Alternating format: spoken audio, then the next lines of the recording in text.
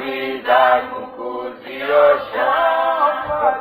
Yesu nasimama, ndiye mwamba ni salama, ndiye mwamba ni salama, ndiye mwamba ni salama.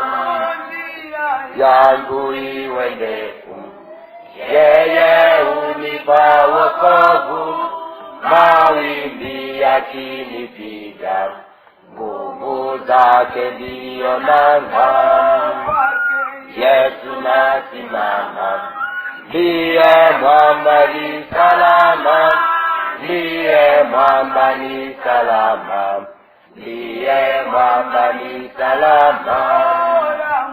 Yake na sadaka nategemea daima, yote chini ya kisha Mwokozi atanitosha.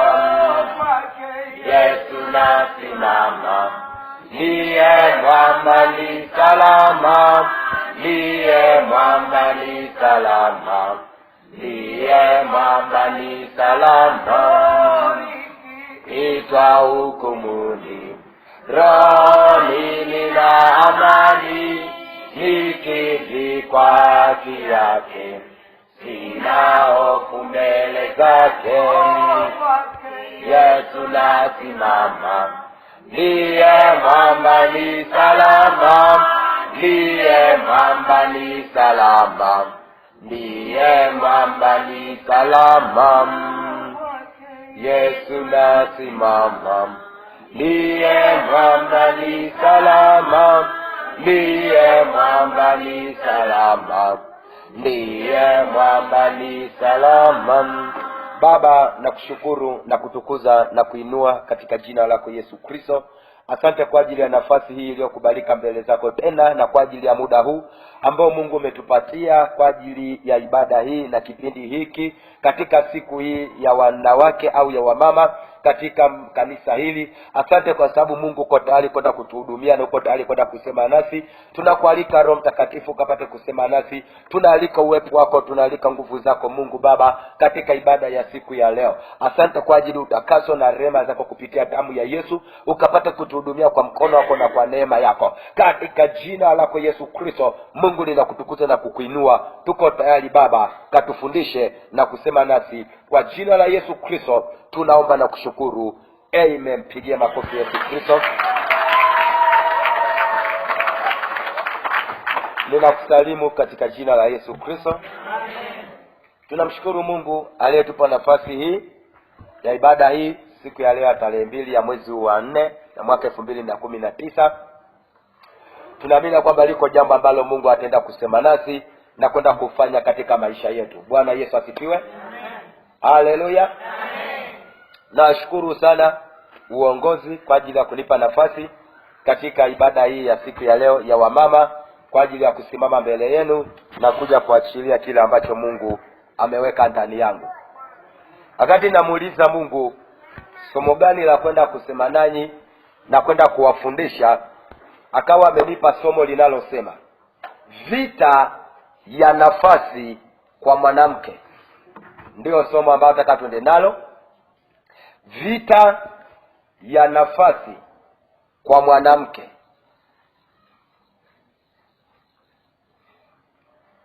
Somo linasema vita ya nafasi kwa mwanamke. Bwana Yesu asifiwe. Kwa nataka twende tukalione hili somo, vita ya nafasi kwa mwanamke. Kwa bado unaona ya kwamba bado Mungu anaendelea kurudisha somo hili la nafasi. Haleluya. Ingawa kama kanisa tumekuwa na somo hilo wiki iliyopita, tumemaliza Jumapili, lakini leo tena katika ibada ya wamama Mungu amerudisha tena somo hili ya vita ya nafasi kwa mwanamke. Haleluya. Haleluya. Kitabu kile cha Mwanzo sura ya kwanza mstari 27. Mwanzo 1:27. Mwanzo sura ya kwanza mstari wa 27. Mungu akaumba mtu kwa mfano wake. Kwa mfano wa Mungu alimuumba, mwanamume na mwanamke aliwaumba. Mungu akaumba mtu kwa mfano wake. Kwa mfano wa Mungu akamuumba mwanamke na mwanaume. Bwana Yesu asifiwe. Amen.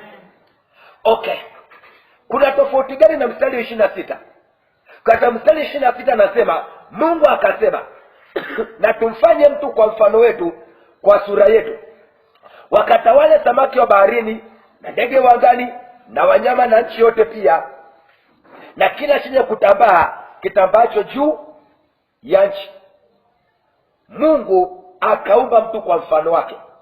Kwa mfano wa Mungu alimuumba mwanamume na mwanamke, aliwaumba.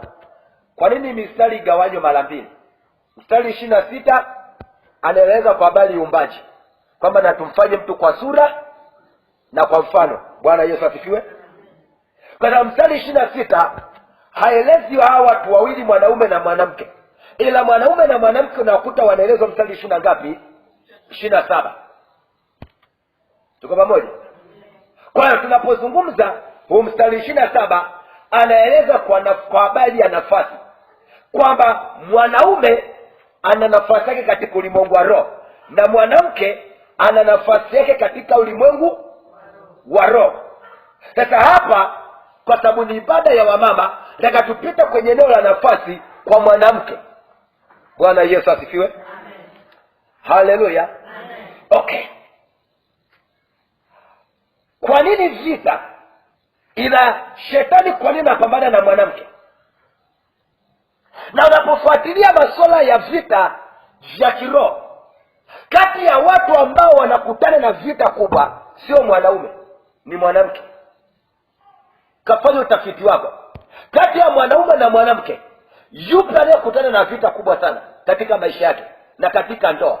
Sio mwanaume, ni mwanamke. Bwana Yesu asifiwe. Okay. Shetani anatafuta nini anapopigana na wewe kama mwanamke? Anatafuta nini? Okay, kwenye nafasi yako kama mwanamke, shetani anapoibua vita kwenye nafasi yako anatafuta nini? Kwa sababu kama wanawake hamtaelewa kila ambacho shetani anakiwinda kwenu, mtakuwa mnapoteza vitu kutokea kwenye nafasi zenu katika ulimwengu wa roho. Na si wanawake wengi wanaelewa kilichoko ndani yao, na si wanawake wengi wanajua shetani anatafuta nini anapoibua vita katika maisha yao. Bwana Yesu asifiwe. Haleluya. Alaga tutapita hapo, nitakuonyesha ziko pointi chache, ingawa ziko nyingi, lakini ziko chache ambazo Roho Mtakatifu ameruhusu tuweze kupita nazo katika somo hili. Angalia kitabu kile cha Mithali 16 mstari wa 4a. Mithali 16 mstari wa 4a. Mithali 16 mstari wa 4a anasema hivi. Mithali 16 mstari wa 4a. Mithali ngapi? Mstari? Okay, mstari wa 4a. Bwana amefanya kila kitu kwa kusudi lake. Bwana amefanya kila kitu kwa kusudi.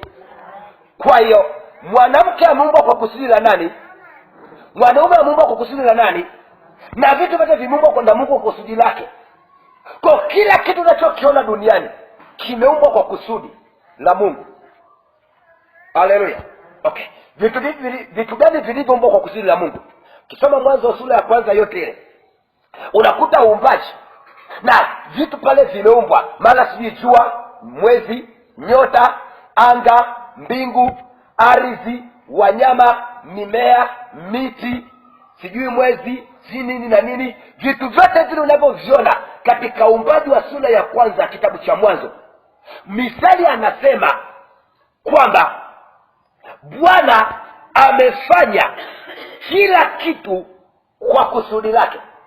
Kwa hiyo unakubaliana haukubaliani na vitu Mungu alivyoviumba? Yeye Mungu alivyoviumba vitu ameviumba kwa kusudi lake. Haleluya. Si mnauaga nyoka? Mnapatanaga na nyoka? Nyoka si unamwona ni adui kwako, lakini Biblia inasema ameumbwa kwa kusudi la nani? La Mungu. Si kama unanielewa? Asitaki kuingia huko kueleza kwa nini Mungu umbe vitu kwa alikuwa anatafuta nini ndani yake, alikuwa anawinda nini ndani yake. Miti yote imeumbwa na Mungu kwa kusudi lake, majani yameumbwa na Mungu kwa kusudi. Lakini leo tunakuta kuna sheria zinawekwa kwamba mtu alitumii kutumia milungi, mtu aruhusiwi kutumia bangi, lakini bangi imeumbwa na nani? Na Mungu kwa kusudi. Lakini tatizo linakuja hapa kwamba wanadamu hawajui kwa nini Mungu ameviumba vitu, na wanatumia vitu tofauti na kusudi la Mungu, na matokeo yake vile vitu vinageuka kuleta madhara katika maisha yao na katika miili yao. Na tunataka tuelewe kwamba wewe mwanamke umeumbwa na Mungu kwa kusudi, haujaumbwa kwa bahati mbaya duniani. Umeumbwa na Mungu kwa kusudi. Swali liko hapa, je, wewe kama mwanamke unafahamu kusudi la Mungu la kukumba? Unafahamu? Unafahamu ile kusudi, kwa nini Mungu amekumba kama mwanamke? Kwa nini asingekuumba kama mwanaume? Kwa nini akumbe kama mwanamke? Unaelewa kusudi la Mungu ndani yako ni nini? Hapo ndipo kazi ilipo. Haleluya, haleluya. Tusogee mbele, anatwende tutafute sasa. Shetani anapopambana na mwanamke kwenye nafasi yake anawinda nini? Twende kwenye pointi hii sasa, tuingie ndani. Shetani anapopambana na mwanamke kwenye nafasi yake anawinda nini? Shetani anapopambana na mwanamke kwenye nafasi yake anawinda nini? Nataka nikuonyeshe vitu vichache ambavyo shetani anawinda anapokuja kupambana na wewe mwanamke katika eneo la nafasi. Anawinda nini ndani yake? Haleluya. Wale ambao Jumapili tulikuwepo tulijifunza ukiwa nje ya nafasi yako madhara yake ni yapi, na tukawajifunza hilo jambo na kuonyesha hicho kitu. Sasa hapa tunaangalia shetani anapoibua vita kwako kama mwanamke, lakini vita ya nafasi, anawinda nini katika hiyo vita ya nafasi yako? Kwenye nafasi yako kama mwanamke anawinda nini? Haleluya. Ndio maana nilitamani ibada hii wawepo mpaka mabinti ambao bado hawajaolewa, ingawa ni ibada ya wamama, lakini nataka mpaka mabinti wawepo, kwa sababu vitu ambavyo naenda hapa kufundisha ni vya msingi sana kwenu, kwa mtu yote mwenye jinsia ya kike. Hivi vitu ni vya msingi sana, kwa sababu mabinti wengi ingawa bado hawajaokoka, lakini bado shetani anafanya vita nayo ya nafasi, kwa sababu kuna kitu anachokiwinda kwenye nafasi zao. Haleluya. Pointi ya kwanza, anapambana na mwanamke. Pointi ya kwanza, anapambana na mwanamke ili asiweze kuwa msaidizi wa mumewe. Pointi ya kwanza, shetani anapopambana na mwanamke kwenye nafasi yake anawinda nini? Kitu cha kwanza anachowinda, anapambana na mwanamke ili asiweze kuwa msaidizi wa mumewe. Anapambana na mwanamke ili asiweze kuwa msaidizi wa mumewe. Haleluya. Wengi hapa mmeolewa, si ndio? Mko kwenye ndoa. Sasa nisikilize kwa makini. Hata kama hauko kwenye ndoa, nisikilize kwa makini. Shetani anapokuja kwako kama mwanamke, alafu anafanya vita ya nafasi yako, kitu cha kwanza anachowinda kwenye nafasi yako ni kuhakikisha anapambana na wewe kama mwanamke ili usiweze kuwa msaidizi kwa mume wako. Akifanikiwa shetani kukutoa kwenye nafasi kama mwanamke ya kuwa msaidizi kwa mume wako, iko gharama yake kubwa sana. Ngoja nikusaidie. Kuna tofauti ya mwanaume akakupokea kama mke lakini asikupokee kama msaidizi wake kwenye maisha yake. Na wanawake wengi wamepokewa na wanaume kama wanawake lakini sio kama wasaidizi. Si kama unanielewa? Kuna tofauti ya kuishi kwenye ndoa na mume kama mke wa fulani na msaidizi wa fulani, na kama mke wa fulani lakini sio msaidizi wa fulani. Na ndio saa nyingine unakuta wanawake wengi wanalalamika kwamba kwa nini mume wangu, mbona mimi hawi muwazi kwangu, mbona anishirikishi vitu? Okay, amekupokeaje? Amekupokea kwenye moyo wake kama mwanamke tu au kama mwanamke msaidizi? Asifiwe Yesu. Asifiwe Yesu. Okay. Mwanzo sura ya 2 mstari wa 18. Mwanzo sura ya 2 mstari wa 18. Bwana Mungu akasema, si vyema huyu mtu, yani huyo mwanaume, awe peke yake. Nitamfanyia msaidizi wa kufanana naye. Atamfanyia mtu gani? Kwa hiyo mwanamke ni nani? Ni msaidizi kwa nani? Kwa mume wake, si ndio? Unanielewa vizuri? Mwanamke ni msaidizi kwa nani? Kwa mume wake. Okay. Swali linakuja hapa. Wewe ulipoolewa, ulienda kumsaidia nini mume wako? Nini ambacho kimekupeleka kwa mwanaume? Kwa sababu Biblia inasema si vyema huyu mtu, yani huyu mwanaume, awe peke yake. Nitamfanyia msaidizi wa kufanana naye. Na huyo msaidizi aliyefanyiwa huyu mwanaume alitoka kwenye ubavu wa mwanamume. Ule ubavu Mungu akautengeneza ukawa nani? Mwanamke. Okay. Kwa hiyo mwanamke amepelekwa kwa mwanaume kwenda kumsaidia mwanaume. Sasa swali liko hapa.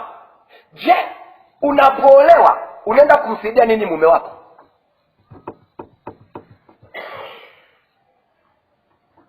Kwani kazi ya msaidizi ni nini? Kazi ya msaidizi ni kuishi kama bosi.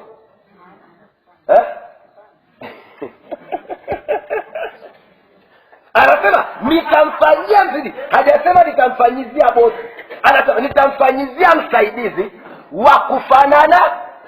Kwa hiyo wewe, Mungu anapokupeleka kwa mwanaume na yule mwanaume akakuoa, maana yake kuna jambo ambalo mbingu inatarajia wewe ukamsaidie mwanaume kwenye jukumu fulani ambalo linamfanya Mungu akuunganishe wewe na mwanaume kuwa mwili mmoja. Bwana Yesu asifiwe. Sasa wewe umeenda kusaidia nini kwenye huko kwa mwanaume wako? Huko kwa mume wako umeenda kumsaidia nini? Kumsaidia kuzaa watoto? Kumsaidia kulea watoto na kumfulia nguo na kumpikia? Huo ndio usaidizi? Bwana kusaidie. Wanawake wengi wako kwenye ndoa wanaamini ya kwamba kumfulia mume wake, kumzalia watoto, kumlelea watoto, huo ndio usaidizi Biblia inavyosema. Mungu aliposema nitamfanyia msaidizi, maana alikuwa anazungumza picha pana sana, tofauti na kulea watoto, tofauti na kumfulia nguo, tofauti na kufanya hiki na hiki. Mungu kuna jambo ambalo alikuwa anazungumza picha, taarifa pana sana, tofauti na wanawake wengi wanaoolewa hawajui kwa nini wanaenda kwa mwanaume. Okay. Ngoja nikusaidie. Nini maana ya ndoa? Ndoa ni nini? Nyewe mlioko kwenye ndoa, ndoa ni nini? Haleluya. Ndoa ni nini? Ni kwenda kuitwa mke wa fulani au mume wa fulani,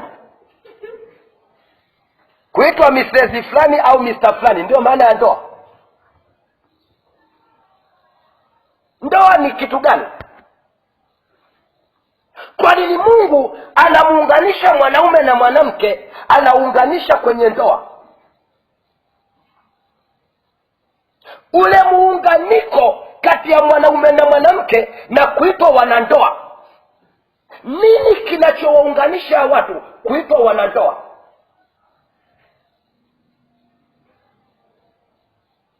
Sasa msipoelewa ndoa ni kitu gani, hilo shetani atatumia. Biblia inasema hivi, watu wangu wanaangamizwa kwa kukosa nini? Kwa hiyo kama watu wataoana wataitwa mke na mume, lakini hawajui nia au sababu ya Mungu kuwaunganisha, shetani atapita hapo hapo kutokupata maarifa na kuipiga hiyo ndoa. Ndio maana leo ndoa nyingi zinapigwa, kwa sababu hata wanandoa wenyewe kiuliza ndoa ni nini hawajui. Kwa nini mko kwenye ndoa? Kwa nini huyu ametoka kule, huyu ametoka kwenye familia ile, na huyu ametoka kwenye familia ile, mnaungana kuanzisha familia ya kwenu? Nini maana ya ndoa? Mungu alipoanzisha ndoa alikuwa na waza nini? Alikuwa na nia gani? Bwana Yesu asifiwe. Kwa sababu lazima ujiulize, Mungu alipoanzisha kitu kinachoitwa ndoa alikuwa anawaza nini? Alikuwa nia yake ni ipi kuanzisha ndoa kwa wanadamu?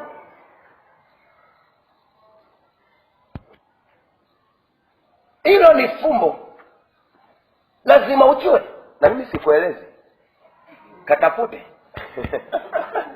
Mungu alikuwa na maana gani kuanzisha ndoa? Bwana Yesu asifiwe. Okay, ngoja nikusaidie tu. Ndoa ni kutimiza kusudi la Mungu kati ya maisha ya watu wawili. Ndoa ni kutimiza kusudi la Mungu kati ya maisha ya watu wawili ambao ni mume na mke.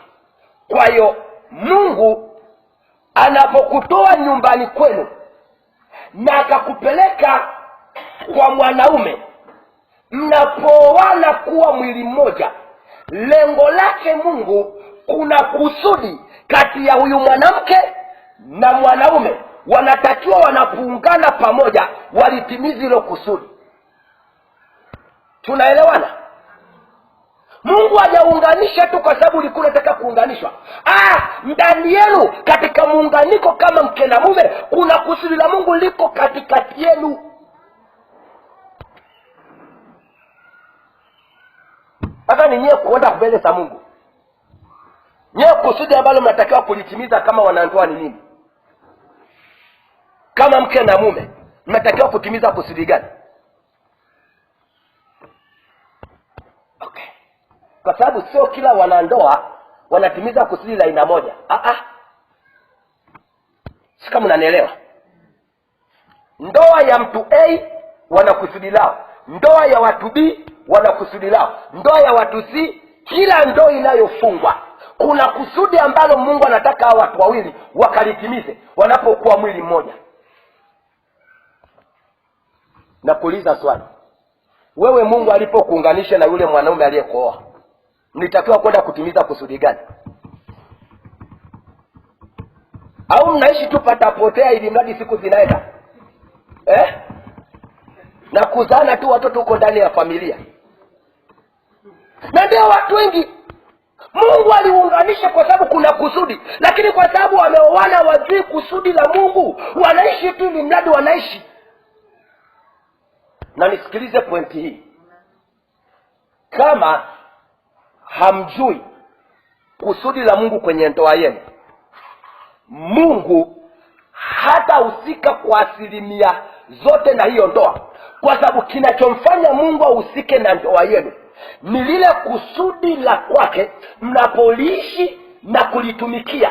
Ndio linalomfanya Mungu ahusike na hiyo ndoa kwa namna zote, kwa viwango vyote na kwa muda wote. Kama mjui kusudi lenu ni nini, kuna viwango Mungu atahusika na hiyo ndoa. Naomba unielewe kwa makini. Kuna viwango Mungu atahusika na nini? Na hiyo ndoa. Rudini kwenye magoti. Rudini kwenye magoti mkamuulize Mungu, au kamuulize Mungu, kusudi la mimi kuniunganisha na huyu John kuwa mume wangu ni nini? Akakueleza. Ili kama John hajui, ukamsaidia John. Kama unafahamu John, mimi na wewe kuunganishwa ni kusudi fulani ili muweze kulitumikia. Msikae tu kwa sababu ya kuitwa tu Mr. na Mrs. Haina maana yoyote. Alafu mbingu zinawategemea mtimize kusudi, alafu mtimize. Bwana Yesu asifiwe. Wewe unafikiri kwa nini Mungu aliingilia kati Yusufu asimwache Mariamu, amuoe Mariamu kuwa mke wake? Wakati Yusufu alipojua kwamba mke wake Mariamu, mchumba wake, ana ujauzito ambao sio wa kwake, Biblia inasema aliazimia moyo wake kumwacha. Kwa nini? Kwa siri. Lakini wakati Yusufu anaazimia kumwacha, Biblia inasema malaika wa Bwana akaja kwenye ndoto akamwonya Yusufu kwamba asimwache Mariamu, amuoe kuwa mke wake.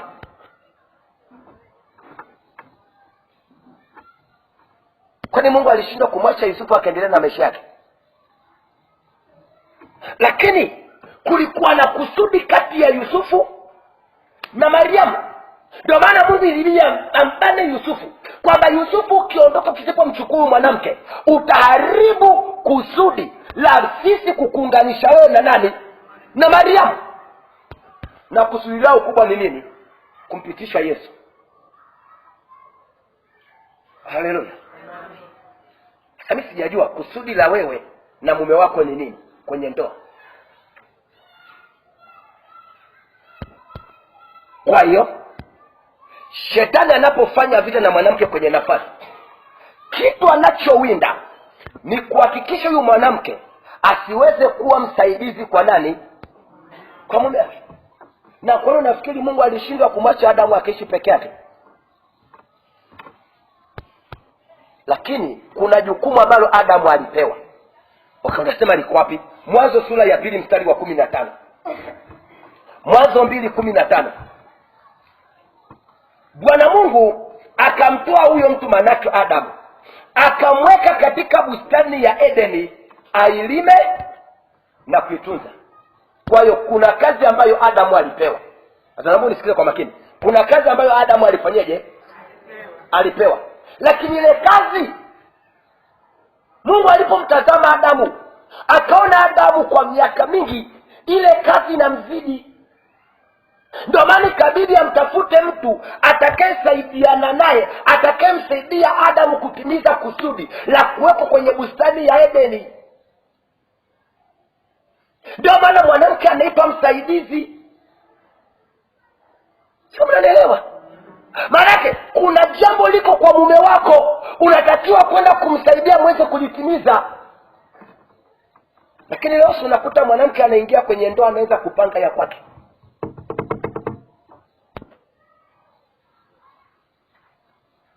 Kwani Adamu na Hawa, nani aliambiwa atunze bustani? Nani aliambiwa alime? Ni Hawa. Kwa huyu Hawa alichotakiwa akiingia kwenye ndoa amuulize Adamu, kusudi lako ni lipi ili nikusaidie tuweze kulitimiza, si ndio? Wewe ulipoolewa ulimuuliza mume wako kusudi lake ni lipi ambalo wewe unatakiwa umsaidie?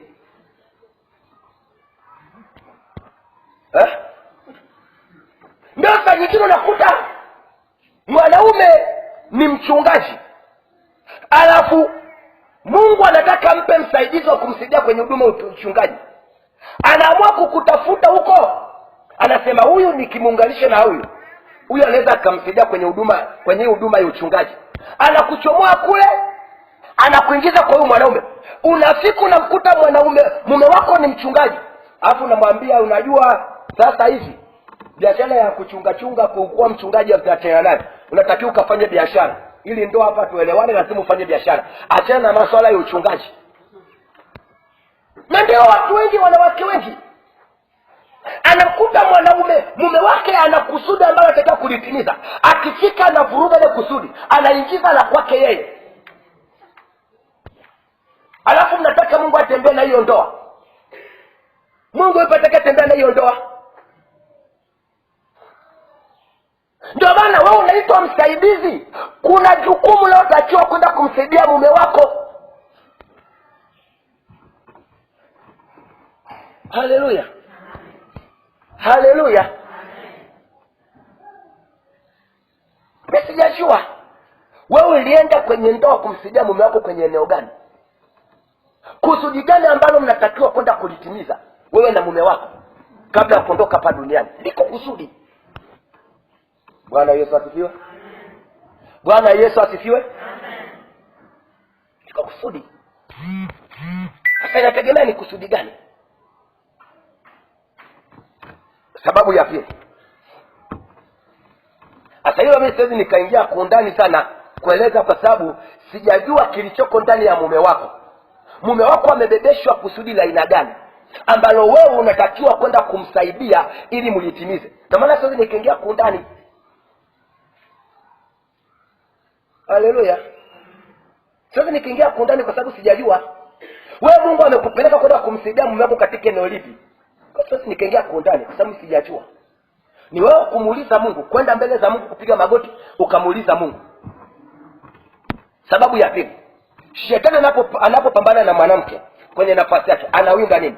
Kitu cha pili anachowinda, anapambana na mwanamke. Sababu ya pili, anapambana na mwanamke ili asiwe mlinzi wa agano la ndoa. Anapambana na mwanamke ili asiwe mlinzi wa agano la ndoa.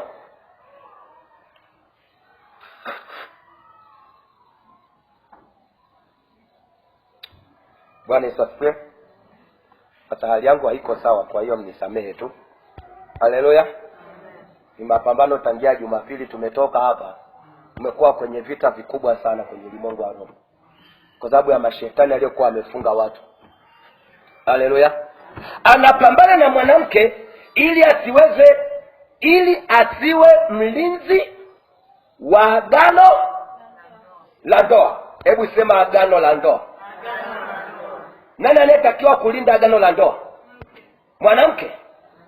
Yaani kwenye ulimwengu wa roho, jukumu la kulinda agano la ndoa Mungu amembebesha mwanamke, sio mwanaume. Kama ufahamu.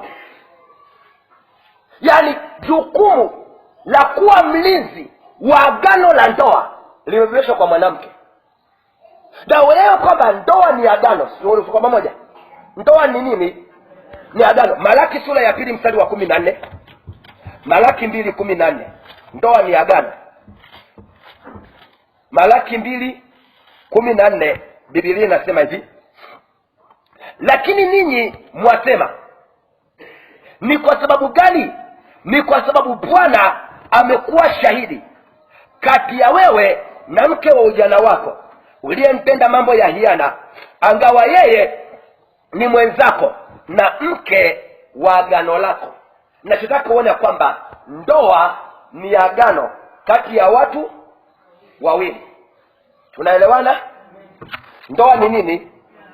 Ni agano. Sasa kitabu cha Yeremia 31:22 anaeleza mwanamke kuwa mlinzi. Yeremia 31 mstari wa 22. Yeremia 31:22 anasema hivi: hata lini utatangatanga, binti mwenye kuasi?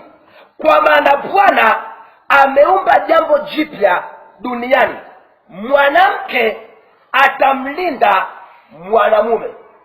Mwanamke atamlinda nani?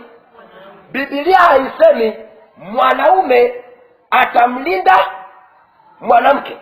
Mungu anasema ameumba jambo jipya wapi? Duniani. Mwanamke atamlinda nani? Nikuulize swali, wewe mwanamke uliolewa, wewe unamlinda mume wako? Unamlinda mume wako au unagombana na mume wako? Kwa sababu kuna tofauti ya kulinda na kuchunga. Wanawake wengi hamlindi waume zenu, mnawachunga waume zenu, ndio maana mnagombana kila siku. Wewe umeambiwa ukamlinde, hujaambiwa ukamchunge kama kondoo anavyochungwa. Wanawake wengi hawalindi waume zao, wanachunga waume zao. Bwana Yesu asifiwe. Bwana Yesu asifiwe. Wewe unamlinda mume wako au unamchunga mume wako? Kama unanielewa. Wengi sana hamko kwenye ulinzi, na shetani ameshawatoa kwenye nafasi ya ulinzi. Mmebaki kuchunga. Ndio hiyo.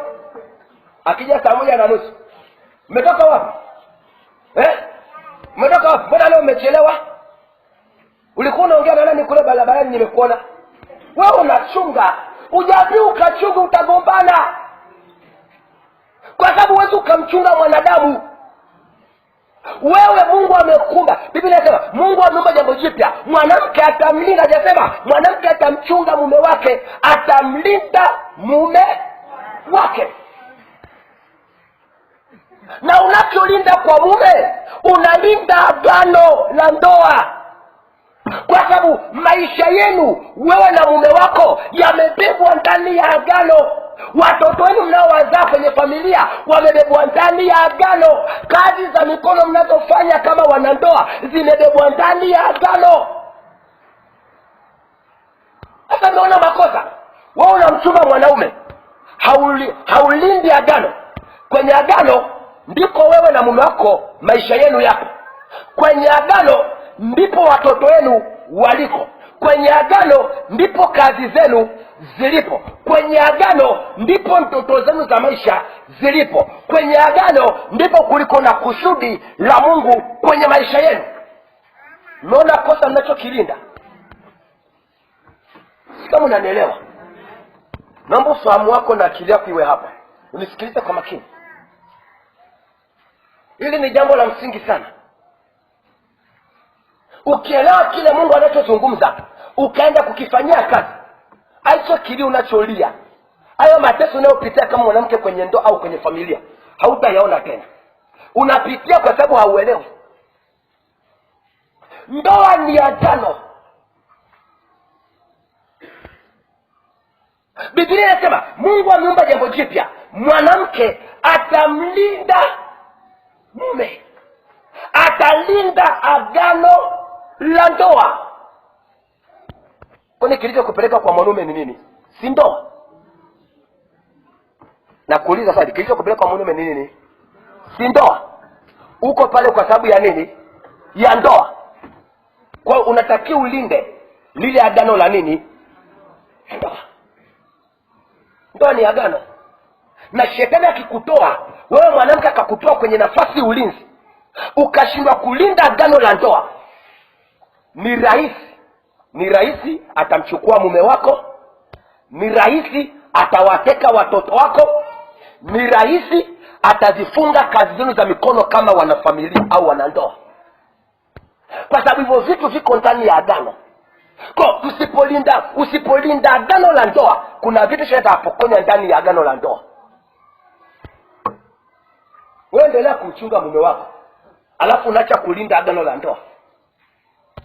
Misali 14 mstari wa kwanza.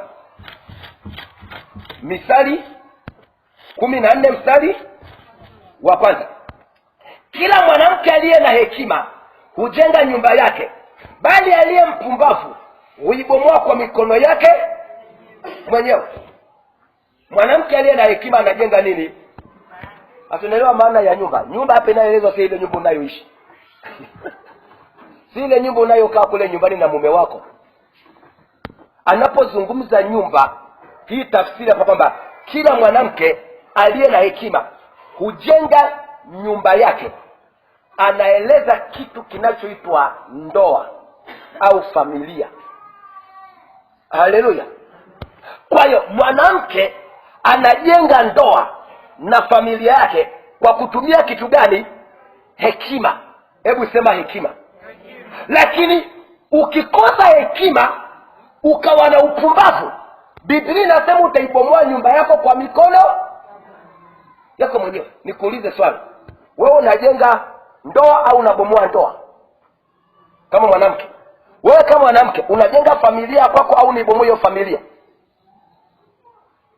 Wanawake wengi wanabomoa familia kwa sababu ya upumbavu. Biblia inakutaka uwe na nini? Hekima. Unaelewa nini maana ya hekima? Nini maana ya hekima? Hekima maana yake ni kufanya jambo kwa wakati sahihi, mahali sahihi, muda sahihi na kwa watu sahihi. Ndio maana ya hekima. Kufanya jambo kwa wakati sahihi, muda sahihi, eneo sahihi, watu sahihi na vitu kadha. Okay. Kwa mfano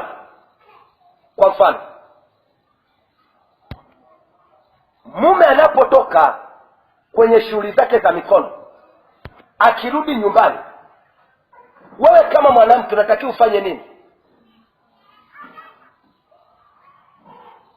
Ndio utajua unatumia hekima, unatumia upumbavu. Anaporudi unafanya nini?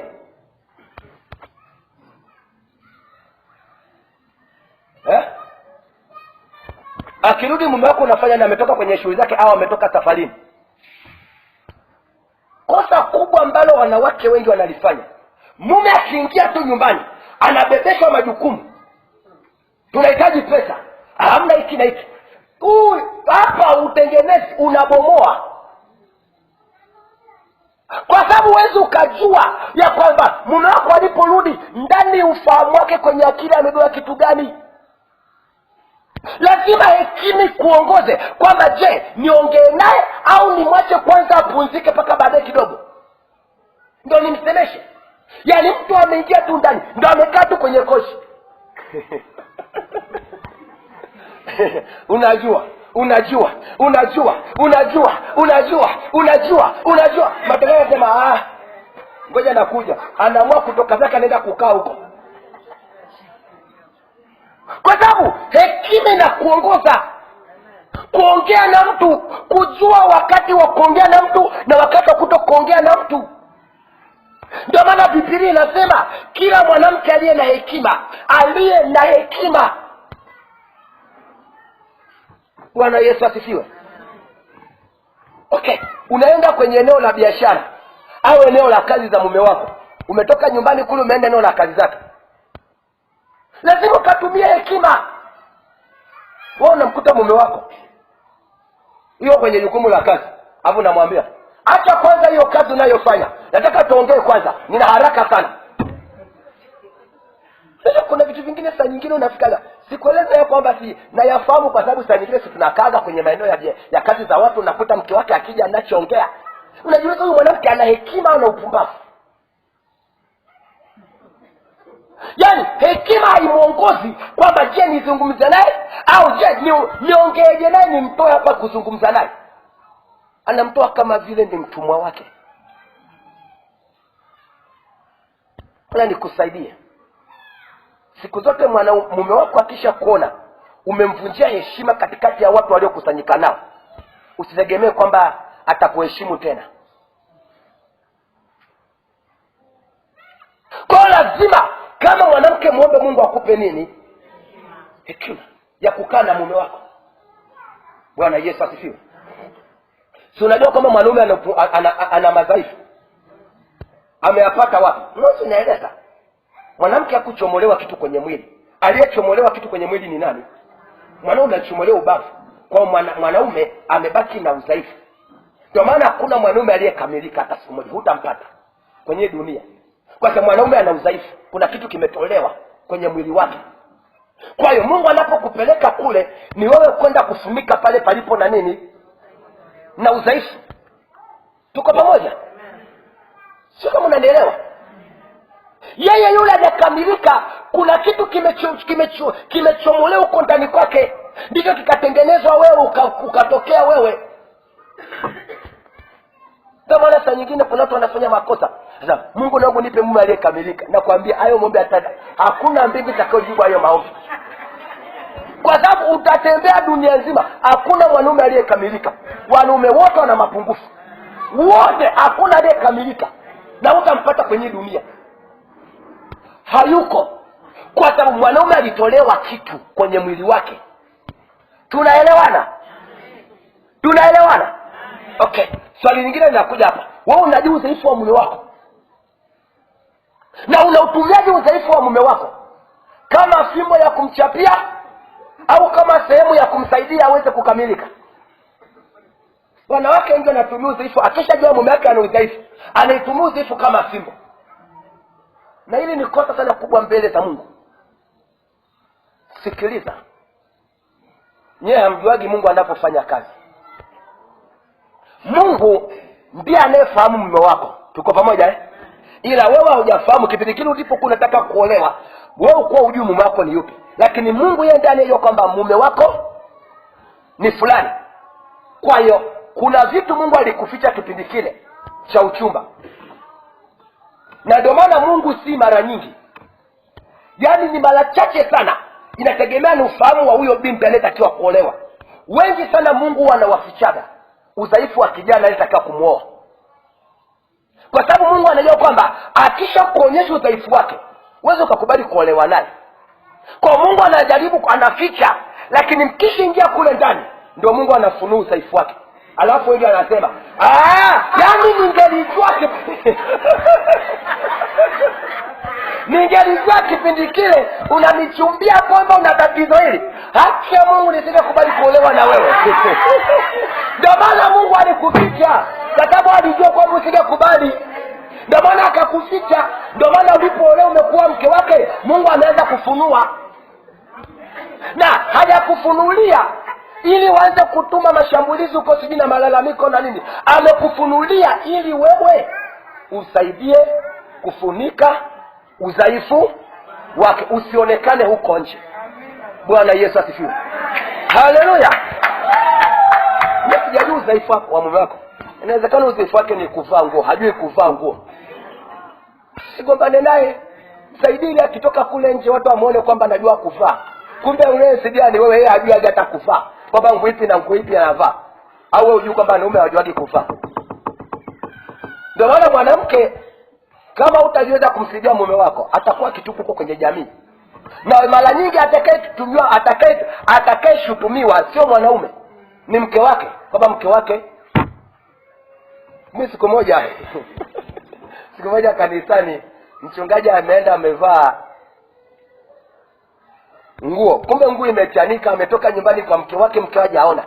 Yuko kule anapiga injili, moto umenani moto umewaka. Nikasema hapa nitesiane, nikaenda pale nikakaa naye, alafu nikashusha ile nguo yake. Lakini mke yuko na ametoka nyumbani. Kuna vitu unaweza ukapuuzia, ukasema atajua mwenyewe, lakini jamii nayo kuzunguka itakuona wewe huna akili. Itakuona ni mjinga. Kwa nini usingeweza kumuona mume wako alipotoka? Mwanaume ana udhaifu. Na mimi sijajua kila mwanaume ana udhaifu sehemu fulani. Wengine udhaifu wao ni kuongea. Kwa wageni wakija wewe ongea kwa niaba yake. Usiseme na wewe usiongee. Siona wageni wako wewe usiongee. Huo ni ujinga unaofanya, sio kutumia hekima. Yaani katikati wageni wamejaa na unaambia, "Wewe unafinya finya. Siongee na wewe. Unataka tu mimi niongee." Yeye kama ana udhaifu wa kuongea, ndio maana Mungu amekupeleka ni muongeaji. Ili ukazibu udhaifu, wageni wasijue akiongea maneno mawili unaongea maneno 20.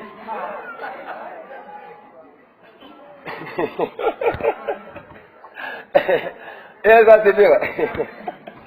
Yesu asifiwe. Kwa hiyo Biblia inasema kila mwanamke aliye na hekima hujenga nini? Lakini aliye mpumbavu, Mungu hajakupeleka ukabomoe nyumba yako, amekupeleka ukajenge nyumba yako. Na utumie nini? Hekima. Bwana Yesu asifiwe. Bwana Yesu asifiwe. Ndio maana Biblia inasema mtu akipungukiwa na hekima aombe kwa nani? Kwa Mungu. Kwa kama una hekima, Biblia, Mungu ametoa ruhusa kwenda kuomba. Akupe hekima ya kukaa na mume, akupe hekima ya kulea watoto wako, kwa sababu hata swala la kulea watoto linahitaji hekima sana. Bwana Yesu asifiwe. Haleluya. Kwa hiyo mwanamke ndiyo mlinzi wa agano la nini? Kwa hiyo ukiona ndoa imevurugika, kosa sio la mwanaume, kosa ni la mwanamke, ameshindwa kukaa katika nafasi yake kama mlinzi wa agano. Unaweza ukatoa sababu zako ulizonazo kwamba mume wangu ndiye msababishi, sawa. Unaweza ukatoa sababu ulizonazo, lakini kwenye ulimwengu wa roho aliyepewa nafasi ya kulinda agano la ndoa ni wewe. Kwa shetani anapoingia kwenye ndoa akaipiga ndoa na familia, maanake mwanamke ameshindwa kusimama katika nafasi yake. Bwana Yesu asifiwe. Kwa sababu ndani yako kuna nguvu ya ulinzi. Yaani mwanamke ndani yake amepewa nguvu ya ulinzi, ambayo ile nguvu ya kulinda unaitumia wakati unapoolewa. Unapoingia kwenye ndoa ndipo unapotumia ile nguvu ya ulinzi iliyoko ndani yako. Ndio maana mwili wa mwanamke na mwili wa mwanaume ulivyoumbwa ni tofauti, na ulivyotengenezwa ni tofauti. Kuna vitu viko ndani ya mwanaume haviko kwa mwanamke, kuna vitu viko ndani ya mwanaume haviko kwa mke wake. Bwana Yesu asifiwe. Bwana Yesu asifiwe. Amen. Haleluya. Kwa hiyo mara nyingi shetani akitaka kuvuruga ndoa atatafuta mpenyo au nafasi kwa mwanamke. Kwa siku zote shetani akitaka kuvuruga ndoa lazima atafute mpenyo au nafasi kutoka kwa mke wake, na akifanikiwa kupita hapo ni rahisi kuipiga ndoa. Sababu ya tatu, shetani anapopambana na mwanamke kwenye nafasi anawinda nini?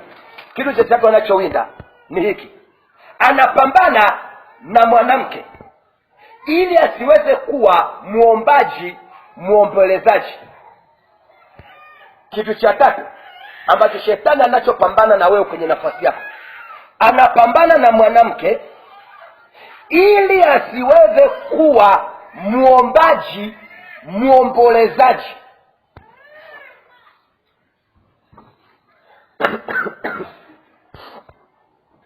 Kwa nini shetani anapambana na mwanamke kwenye nafasi? Anawinda nini? Jambo la tatu, anapambana na mwanamke ili asiweze kuwa muombaji, muombolezaji. Muombaji, muombolezaji. Bwana Yesu asifiwe. Haleluya. Kwa mwanamke ni muombaji wa aina gani? Anayeomboleza. Ni wanawake wangapi hapa mnafanya maombi ya kuomboleza kwa ajili ya familia zenu? Ni wanawake wangapi mnafanya maombi ya kuomboleza kwa ajili ya kanisa? Ni wanawake wangapi mnafanya maombi ya kuomboleza kwa ajili ya mji na kwa ajili ya taifa? Maombi ya kuomboleza yamewekwa ndani ya mwanamke, sio ndani ya mwanaume. Aliyepewa maombi ya kuomboleza ni mwanamke. Ngoja nikuonyeshe tu mstari michache. Luka sura ya 23 mstari 27 na 28. Luka sura ya 23 mstari wa 27 mpaka 28. Luka 23 mstari wa 27 na 28, Biblia inasema hivi. Luka 23 mstari 27 na 28. Mkutano mkubwa wa watu wakamfuata, na wanawake, hasemi wanaume, anasema na wanawake waliokuwa wakijipiga vifua na kumwombolezea. Yesu akawageukia akasema, enyi binti za Yerusalemu, msinililie mimi, bali jililieni nafsi zenu na watoto wenu. Angalia kitu ambacho Yesu anaongea. Biblia inasema mkutano mkubwa wa watu wakamfuata. Kwa huo mkutano ulikuwa na wanawake na wanaume na vijana na watoto. Tuko pamoja? Tuko pamoja? Alafu anasema na wanawake hajasema na wanaume na wanawake waliokuwa wakijipiga vifua na kumwombolezea. Kwa waliomwombolezea Yesu ni nani? Wanawake. Ndio maana Yesu akawageukia akawaambia, enyi binti za Yerusalemu, msinililie mimi, bali jililieni nafsi zenu. Ni wanawake wangapi hapa mko mnalia mnaomboleza kwa ajili ya watoto wenu? Na kuuliza swali, ni wanawake wangapi hapa mko mnaomboleza kwa ajili ya watoto wenu? Kwa hiyo watoto wakiharibika tabia, kosa sio la mwanaume, kosa ni la mwanamke, kwa sababu ameshindwa kusimama katika maombi ya kuomboleza mbele za Mungu kwa ajili ya watoto wake. Yesu anawaambia wanawake, msinililie mimi, jililieni nafsi zenu na watoto wenu.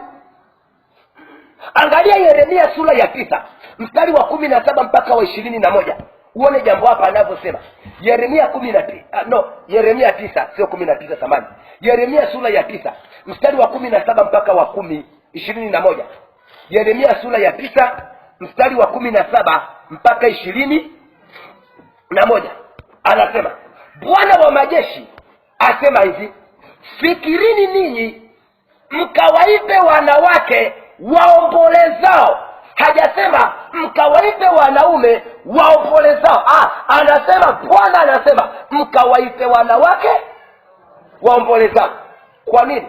Kwa sababu ndani ya mwanamke amebebeshwa mzigo wa maombi ya kufanyaje, ya kuomboleza kwa ajili ya familia yake, kwa ajili ya mji, kwa ajili ya taifa. Mwanamke ndani yake ana nguvu ya kuomboleza, ya maombi. Hiyo nguvu haiko kwa wanaume. Mwanaume huwa anaambukizwa, ila hicho kitu ni automatic kabisa ndani ya mwanamke. Bwana Yesu asifiwe. Bwana Yesu asifiwe. Lakini si wengi wanawake wanaitumia. Wanatumia hicho kitu Mungu alichokiweka ndani yao cha maombi ya kuomboleza. Mwisho wa siku unaanza kumlaumu mume wako kwamba ameshindwa hiki na hiki kwa jukumu. Tunashindwa kutumia nafasi. Na wengi hamjui maombi ya kuomboleza yana siri gani? Nguvu gani iko katika maombi ya kuomboleza? Asiko kufundisha maombi, lakini Biblia inaeleza kwa habari ya maombi ya kuomboleza na matokeo yanayojitokeza wale watu wanapoomboleza. Angalia, tuendelee kusoma. Anasema mkawaite wanawake waombolezao ili waje, mkatume na kuwaita wanawake wenye ustadi ili waje na wafanye haraka kutuombolezea, ili macho yetu yachurizike machozi na kope zetu zibubujike maji. Maana sauti ya maombolezo imesikiwa toka Sayuni. Sikiza point hizi. Jinsi tulivyotekwa, tulivyofadhaika sana, kwa sababu tumeiacha nchi, kwa kuwa wameangusha makao yake. Lakini lisikieni neno la Bwana enyi wanawake. Atasikiliza mwanamke. Lisikieni neno la Bwana enyi wanawake. Neno gani hilo mnaloambiwa? Na masikio yenu yapokee neno la kinywa chake, mkawafundishe binti zenu kuomboleza na kila mmoja jirani yake kulia. Kwa nini Mungu anataka wanawake waomboleze? 21 ndio anatupa jibu. Kwa maana mauti, hebu sema mauti. Hebu sema mauti.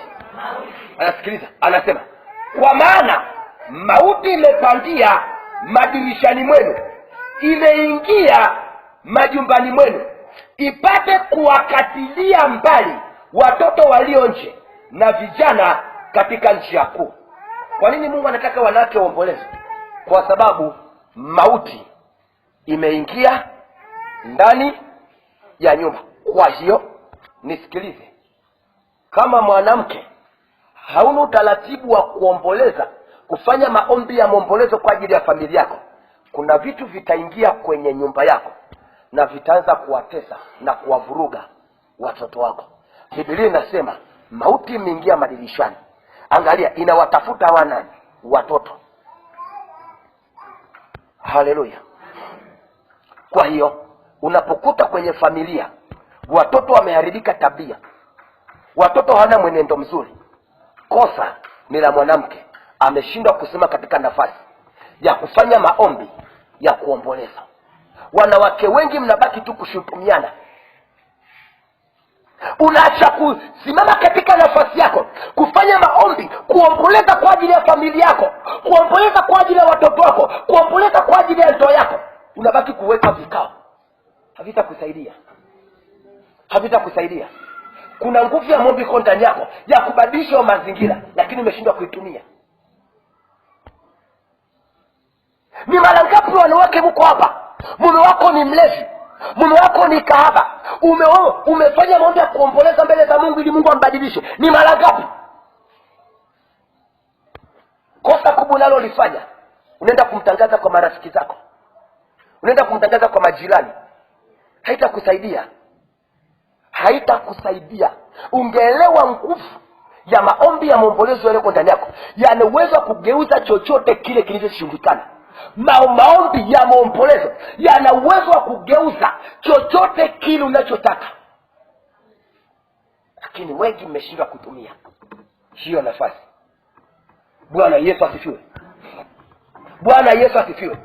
Mungu amempa mwanamke uwezo mkubwa wa kuomboleza kwa ajili ya mahitaji mbalimbali ndani ya jamii, ya ndoa, ya kanisa, ya nchi, ya mji. Hiyo nguvu ya kuomboleza iko ndani ya mwanamke. Ndio maana hapa anasema kawaiteni wanawake waje kuomboleza. Haleluya. Bwana Yesu asifiwe. Ni wanawake wangapi hapa ni waombolezaji? Hatuna, wako busy na maisha yao.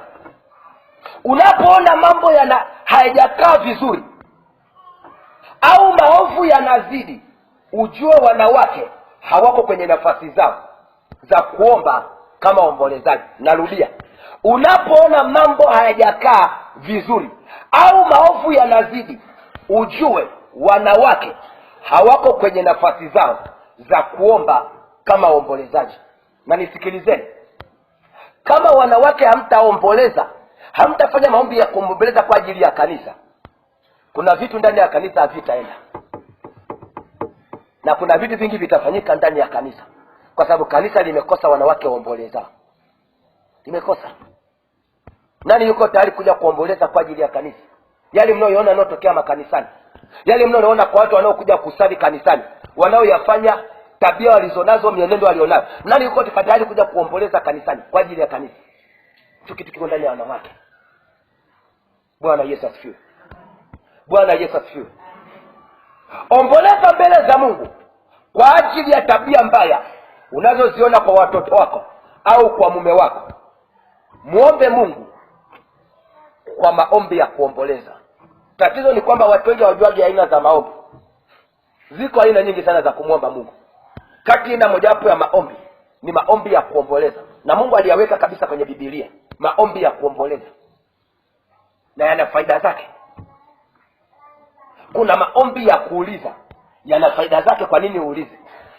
Haya ukemei, haya unaenda mbele za Mungu na swali, alafu Mungu anakujibu. Huo ni mfumo wa maombi. Kile si wengi unakuta wanaomba. Kuna mahali utukii kuomba, unatakiwa kuuliza. Ndio maana wakati mke wa Isaka, Rebeka, alipokuwa mimba inamsumbua, maombi aliyoomba ni maombi ya kuuliza kwamba huku kilichoko tumboni kuna shida gani katika ujauzito wangu. Mungu akamwambia, mataifa mawili yako tumboni mwako, mkubwa atamtumikia mdogo. Kwa yale ni maombi ya kuuliza. Jifunze kwenye Biblia aina za maombi. Ziko aina nyingi sana za maombi. Bwana Yesu asifiwe. Haleluya. Kwa hiyo shetani anapopambana na mwanamke kwenye nafasi yake, ni ili asiweze kuwa muombaji, muombolezaji. Pointi, sababu ya ngapi? Ya 4. Sababu ya 4. Shetani kwa nini anafanya vita na wewe kwenye nafasi? Anawinda nini kwenye nafasi yako kama mwanamke? Sababu ya 4. Anapambana na mwanamke. Sababu ya 4. Anapambana na mwanamke ili asiweze kuwa mlinzi. Anapambana na mwanamke, yani shetani anapambana na mwanamke ili asiweze kuwa mlinzi wa nafsi ya mtoto wake wa kiume. Na hiki si wanawake wengi sana waliozaa watoto wa kiume wanajua hii siri, na shetani ametumia hii mbinu sana kuharibu watoto wenu wa kiume.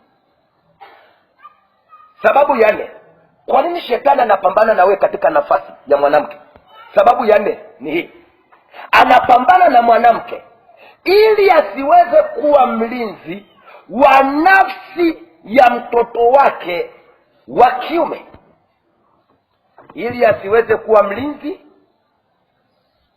wa nafsi ya mtoto wake wa kiume.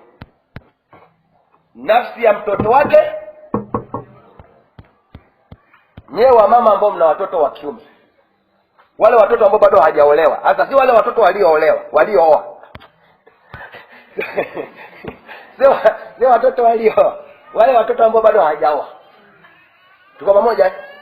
Swali liko hapa: nani amekaa kwenye nafsi ya mtoto wako wa kiume ambaye hajaoa? Nani aliyekaa kwenye nafsi ya mtoto wako wa kiume? Na si wamama wengi waliozaa watoto wa kiume, kwenye kile kipindi ambacho huyu kijana hajaoa, mama anakaa kwenye nafsi ya mtoto wake. Wengi mmeacha ile nafasi kwenye nafsi ya mtoto wako wa kiume. Kaangalia leo, wamekaa wanawake wengine kwenye nafsi ya mtoto wako wa kiume, na ndio leo mnakuta mtoto wako wa kiume ni malaya, anafanya uzinzi anapotaka. Kwa nini? Kwa sababu wewe kama mama yake umeshindwa kukaa kwenye ile nafasi. Shetani ameingiza mwanamke mwingine, amekaa kwenye ile nafasi na anamtumia anavyotaka. Okay, ngoja nikupitishe kwenye Biblia. Sio ukasema hivi vitu sio unavipata wapi. Biblia ina majibu yote. Kitabu cha Mithali 31 mstari wa kwanza mpaka wa 3. Mithali sura ya 31 mstari wa kwanza mpaka wa 3. Mama kukaa kwenye nafsi ya mtoto wake wa kiume kabla hajaoa. Biblia inasema hivi, Mithali 31 mstari wa kwanza mpaka wa 3. Maneno ya mfalme Lemueli, mausia aliyofundishwa na mama yake. Sasa msikilize, huyu ni kijana wa kiume, na huyu kijana wa kiume alikuwa ni mfalme. Tuko pamoja? Anasikiliza mazungumzo haya. Mstari wa 2, mama yake anaongea maneno haya: ni nini mwanangu, tena ni nini mwana wa tumbo langu? Tena ni nini mwana wa nadhiri zangu? Mstari wa 3. Kwa nini mama anaongea na mtoto maneno mazito haya? Mstari wa 3, usiwape, sikiliza poeti, usiwape wanawake nguvu zako wala moyo wako. Moyo manake nafsi. Hapa hili neno moyo, hazungumzi moyo kama, anazungumza moyo kama nafsi. Anasema wala moyo wako, manake wala nafsi yako, usiwape wale wawaharibuo wafalme. Usiwape wanawake nguvu zako wala moyo wako, usiwape wale wawaharibuo wafalme. Haya ni mazungumzo kati ya mama na kijana wake wa kiume aliyekuwa ni mfalme. Na huyu mama alipotazama kwenye nafsi ya mtoto wake wa kiume, akakuta tayari anatoa nafasi kwa wanawake kukaa kwenye nafsi ya yule kijana. Ndio hapa anaongea na mtoto wake kwamba kwa nini unatoa nafasi kwenye nafsi yako kwa wanawake wengine kukaa hapo? Kwa sababu mtoto wa kiume, nisikilize, mtoto wa kiume kabla hajaoa, anayetakiwa kukaa kwenye nafsi yake, kwenye ile nafasi ya mke, ni mama yake, kile kipindi ambacho mtoto wa kiume hajaoa. Na yule mtoto akioa, mama yake anatakiwa aachilie nafasi ili yule mke aliyemuoa akae kwenye ile nafasi yake. Si kama unanielewa? Ni wanawake wangapi, ni wamama wangapi na watoto wa kiume wanaosoma shule ya msingi au shule za sekondari au wanaosoma vyuo ambao bado hawajaoa wamekaa kwenye zile nafasi? Umeacha ile nafasi kukaa kwenye nafsi ya mtoto wako. Mtoto wako amempa mwanamke mwingine ile nafasi. Ndio maana leo unalia kila siku, unatimbizana kwenye maombi, watumishi wa Mungu nisaidieni, mtoto wangu wa kiume amekuwa mzinzi, mtoto wangu wa kiume anatembea na wasichana na wanawake. Kwa sababu wewe ndiye mwenye kosa, ni wewe, kwa sababu ile nafasi ulitakiwa ukae pale, lakini wewe kwa sababu hujakaa kwenye ile nafasi, kwenye nafsi yake, wanawake wengine wameingia. Ndio maana huyu mama anamwambia mtoto wake kwamba usiwape wanawake nguvu zako wala moyo wako, usiwape moyo wako, manake wala nafsi yako usiwape. Mimi nikuulize swali, mtoto wako wa kiume amempa nani nafsi yake? Bwana Yesu asifiwe. Bwana Yesu asifiwe. Unaruhusiwa kibibilia, mama uliyezaa mtoto wa kiume unaruhusiwa kukaa, na baba naye anaruhusiwa kukaa kwenye nafsi ya mtoto wa kike kabla hajaolewa. Mpaka atakapoolewa anatakiwa kumwachilia. Ndio shida tu kwamba wazazi wengi hawajui kukaa kwenye nafsi, kwamba ukizaa mtoto wa kiume mama anatakiwa kukaa kwenye ile nafsi ya yule kijana. Mkizaa mtoto wa kike baba anatakiwa kukaa kwenye ile nafsi ya yule binti. Mpaka pale atakapokuja kuolewa unatakiwa achilie ile nafasi, ili sasa mke wake au mume wake akae pale, ili kwa kipindi chote kile wakati umekaa pale anashindwa kumpa msichana mwingine au mvulana mwingine ile nafasi kabla ya ndoa.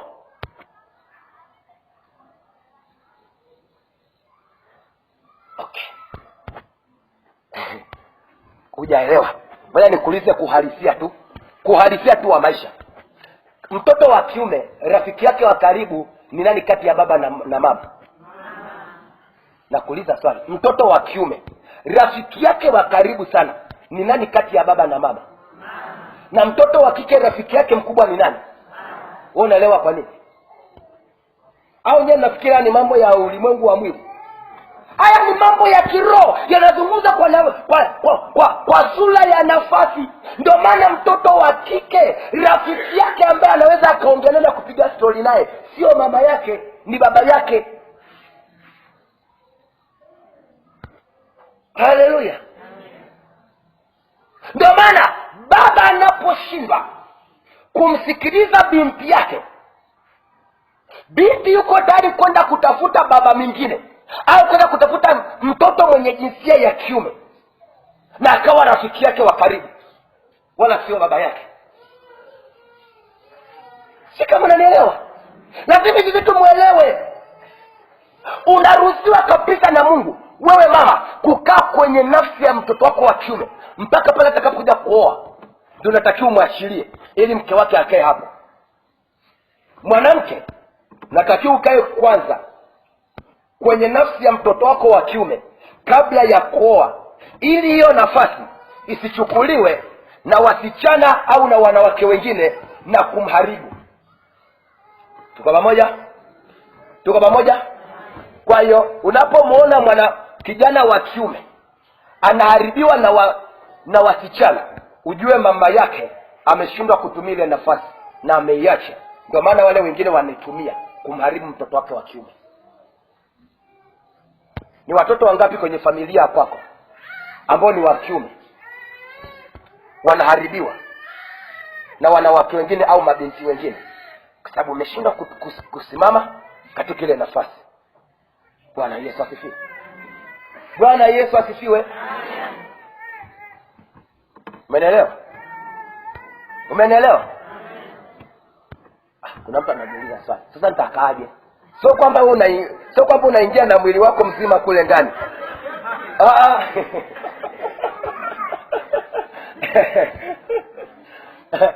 Ni hivi, kwa mfano unasema, Mungu, Huyu mtoto wangu Ezekiel, kwa kipindi chote cha maisha yake, mimi kama mama yake mzazi niliyemzaa, ninakaa kwenye nafsi yake, katika ile nafasi ambayo wanawake na wasichana wanaigombania ili kumharibu.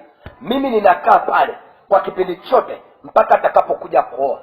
Sasa katika ulimwengu wa roho, mwanamke mwingine au binti akitaka kuja kwa mtoto wako wa kiume, anakuta ile nafasi kuna mtu amekaa pale, kwa hawezi akakaa. Lakini wengi wanakaa pale kwenye nafasi kwa sababu anakuta kipapo empty, hamna kitu, ndio maana anakaa. Bwana Yesu asifiwe. Sisi kama tunaelewana. Yaani ni maombi tu, unaomba tu, unatamka jina la huyo mtoto, unatamka nafsi yake inakaa pale. Lakini sio kumtumia vibaya. Sisi kama tunaelewana. Sio kumtumia vibaya. Wewe unakaa pale kulinda ile nafasi ili wasichana na wanakingine wasikulie nafasi na wakamharibu katika maisha yake. Akioa ile siku anapoa, unaomba, unajifungua pale kwamba kuanzia leo najitoa kwenye nafsi ya mtoto wangu wa kiume. Kuanzia leo mke wake aliyemuoa akae kwenye hii nafasi kama mke wake halali. Sababu ya tano. Shetani anapopambana na wewe kwenye nafasi kama mwanamke, anawinda nini? Jambo la 5 analowinda, twende tumalizie. Anapambana na mwanamke ili kushika uzao wa tumbo lake. Anapambana na mwanamke ili kushika uzao wa tumbo lake.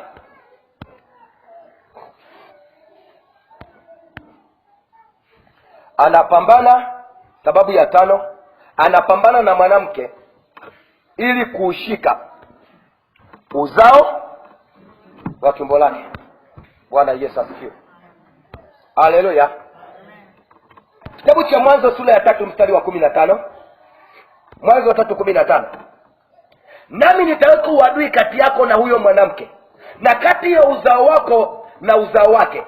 Huo utakuponda kichwa na huo utamponda kisigino. Hapo uadui unaowekwa na Mungu kati ya nyoka na mwanamke ni kwenye nini? Uzao. Tuko pamoja? Mungu hajasema nitaweka uadui kati ya wewe mwanaume na nyoka. Amesema nitaweka uzao kati ya wewe mwanamke, kati uzao wako mwanamke na uzao wa nani? Wa nyoka. Kwa hiyo kuna vita katika ulimwengu wa roho kati ya shetani na uzao wa nani? Uzao wa mwanamke unakaaga wapi? Uzao wa mwanamke unakaaga wapi? Kwa ina maana nyinyi hamjui uzao wenu unakaaga wapi? Kwa hiyo mnabeba uzao kwenye mgongo. Na uuliza uzao wa mwanamke unakaa wapi? Sasa nitazama mimi nauliza uzao wako unakaa wapi?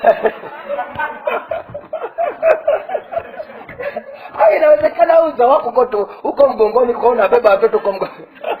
Miezi 9 mgongoni. Inawezekana. Kwa hiyo uzao wa mwanamke uko kwenye nini? Hapo ndipo watoto wanapofanyaje? Wanapokaa miezi 9. Tuko pamoja? Kwa hiyo kuna vita ya kiroho kati ya shetani na tumbo la mwanamke, sio tumbo la mwanaume. Kwa sababu tumbo la mwanamke ndilo ambalo linabeba na kupitisha uzao wa watoto. Ndio maana wanawake wengi na mabinti wengi wanapata matatizo kwenye matumbo, na wengi hamjuaji. Hii ni vita ya kiroho. Na ndio maana mara nyingi unasikiaga nikifanyaga semina za watoto za vijana, na waambiaga mabinti, usiruhusu kila mtu ashike tumbo lako. Kwa nini? Hapo ndipo uzao unapokaa. Na Ayubu anasema hivi, sura ya 3 mstari wa 10. Ayubu 3:10 anasema hivi. Ayubu 3:10 anasema, kwa sababu hukuifunga milango ya tumbo la mama yangu, wala hukunifichia taabu machoni.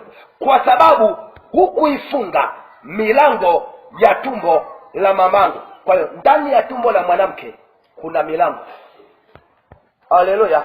Ana sio tumbo la chakula, yani lile tumbo la uzazi, kule ndani kwenye ulimwengu wa roho kuna milango. Kwa hiyo shetani akitaka kumkamata mtoto wako, akifanikiwa kupita kwenye milango ya tumbo lako, ni rahisi kuwakamata watoto wote utakao wabeba ndani hilo tumbo. Na si mara nyingi sana wanawake wengi wanaombeaga matumbo yao na kuachilia damu ya Yesu kulinda ile milango ya tumbo.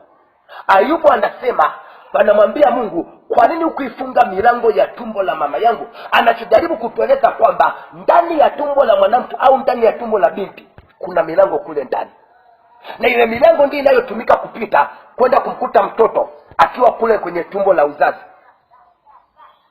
Mwanamke kwenye tumbo lake lina milango, ndivyo lilivyotengenezwa na Mungu. Kama unanielewa? Na ni mara ngapi wewe mama unalishika tumbo la mtoto wako, binti wako wa kike, na kuachilia damu ya Yesu kulinda hilo tumbo na kulinda milango ya tumbo la mtoto wako wa kike. Shetani akifanikiwa kupita hapo, alafu akalishika lile tumbo na kakamata ile milango ndani hilo tumbo la mwanamke la mtoto wako wa kike, kaangalia atakapokuja kuolewa, akizaa watoto tayari adui atakuwa anawalisha wakamata. Kwa nini? Ndiye aliyeshikilia milango. Mwanzo 17 mstari wa 15 mpaka 16. Mwanzo 17 mstari wa 15 mpaka wa 16. Mwanzo 17 15 na 16.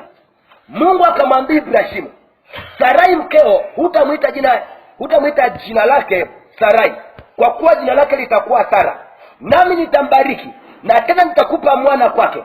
Naam, nitambariki, naye atakuwa mama wa mataifa, na wafalme, sikiza pointi, na wafalme wa kabila za watu watatoka kwake.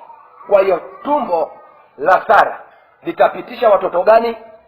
Wafalme. Haleluya, haleluya. Ni mara ngapi kama mwanamke unaombea aina gani ya watoto wapite kwenye ile tumbo? Mungu anamwambia Ibrahim, nitalitumia tumbo la mke wako Sara kupitisha wafalme. Yaani watoto watakaozaliwa si watoto kama watoto, ni watoto ambao ni wafalme. Ndio leo unakuta saa nyingine unakuta kwenye familia mama mabinti wake wote waliozaa ni makahaba, watoto wake wa kiume aliozaa ni wezi. Hivi vitu vimepita kwenye tumbo lako, ulishindwa kuombea tumbo lako. Watoto wa aina gani wapite hapo na watoto wa aina gani wasipite hapo? Umeliachilia huru. Shetani analitumia kupandikiza roho ndani hilo tumbo kwa watoto wapitoke na hizo roho. Bwana Yesu asifiwe. Haleluya. Kwa hiyo shetani anapopambana na wewe mwanamke katika nafasi anapowinda nafasi yako kama mwanamke, ni ili kushika uzao wa nini? Watu. Twende pointi ya 6 tumalizie. Pointi ya mwisho kwa hapa kwenu zinawatosha hivi. Mungu atunipa nafasi, kama somo hili litaendelea tutaona pointi nyingine, lakini kwa hapa kwenu hizi zinawatosha. Pointi ya 6, anapambana na mwanamke. Pointi ya 6, anapambana na mwanamke ili asiweze kuitumia vizuri. Anapambana na mwanamke ili asiweze kuitumia vizuri hekima iliyopo ndani yake. Anapambana na mwanamke ili asiweze kuitumia vizuri hekima iliyopo ndani yake.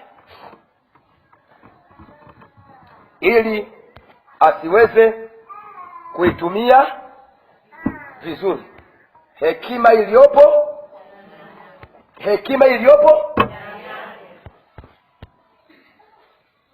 hekima. Wanawake wengi angejua kutumia hekima iliyoko ndani yao, hii migogoro mlioko nayo isingekuwepo.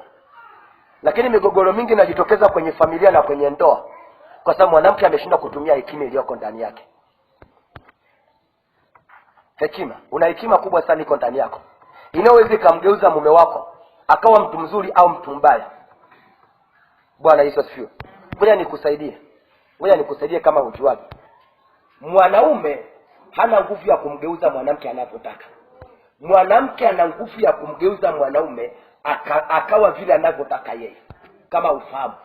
Yaani mwanamke ndani yake ana nguvu ambayo akiitumia vibaya anaweza kumgeuza mwanaume katika namna au muonekano mbaya sana, na akiitumia vizuri anaweza kumtoa mwanaume katika hali mbaya na akamgeuza akawa mtu mzuri sana. Hiyo nguvu iko ndani ya wanawake, na ndio maana hamjuaji kwa nini makahaba wengi wana uwezo wa kumtoa mwanaume nyumbani kwake akaiacha ndoa yake, akaacha kuhudumia familia yake, kwa sababu makahaba wengi wanatumia ile nguvu iliyoko ndani, ile nguvu ya kuweza kumgeuza mwanaume. Hata kama yuko kwenye ndoa anaweza akamtoa kwenye ndoa kabisa, anaweza akamtoa na akammiliki anavyotaka yeye, na akamtumia anavyotaka yeye, na akamtunza anavyotaka. Hii nguvu iko ndani ya mwanamke au iko ndani ya binti. Bwana Yesu asifiwe. Sasa huyu mwanamke, sababu hapa kuna swali hapa mtu anajiuliza. Sasa wewe nikusaidie. Huyu mwanamke aliye na nguvu uko ndani kwake, huyu mwanamke anayekaa kwenye nafasi kwenye ndoa au kwenye familia, sio huyu mwanamke wa nje, ni mwanamke wa ndani. Wa ndani. Ngoja turudi tena Mwanzo sura ya kwanza mstari 27. Mwanzo 1:27. Mwanzo 1:27 anasema,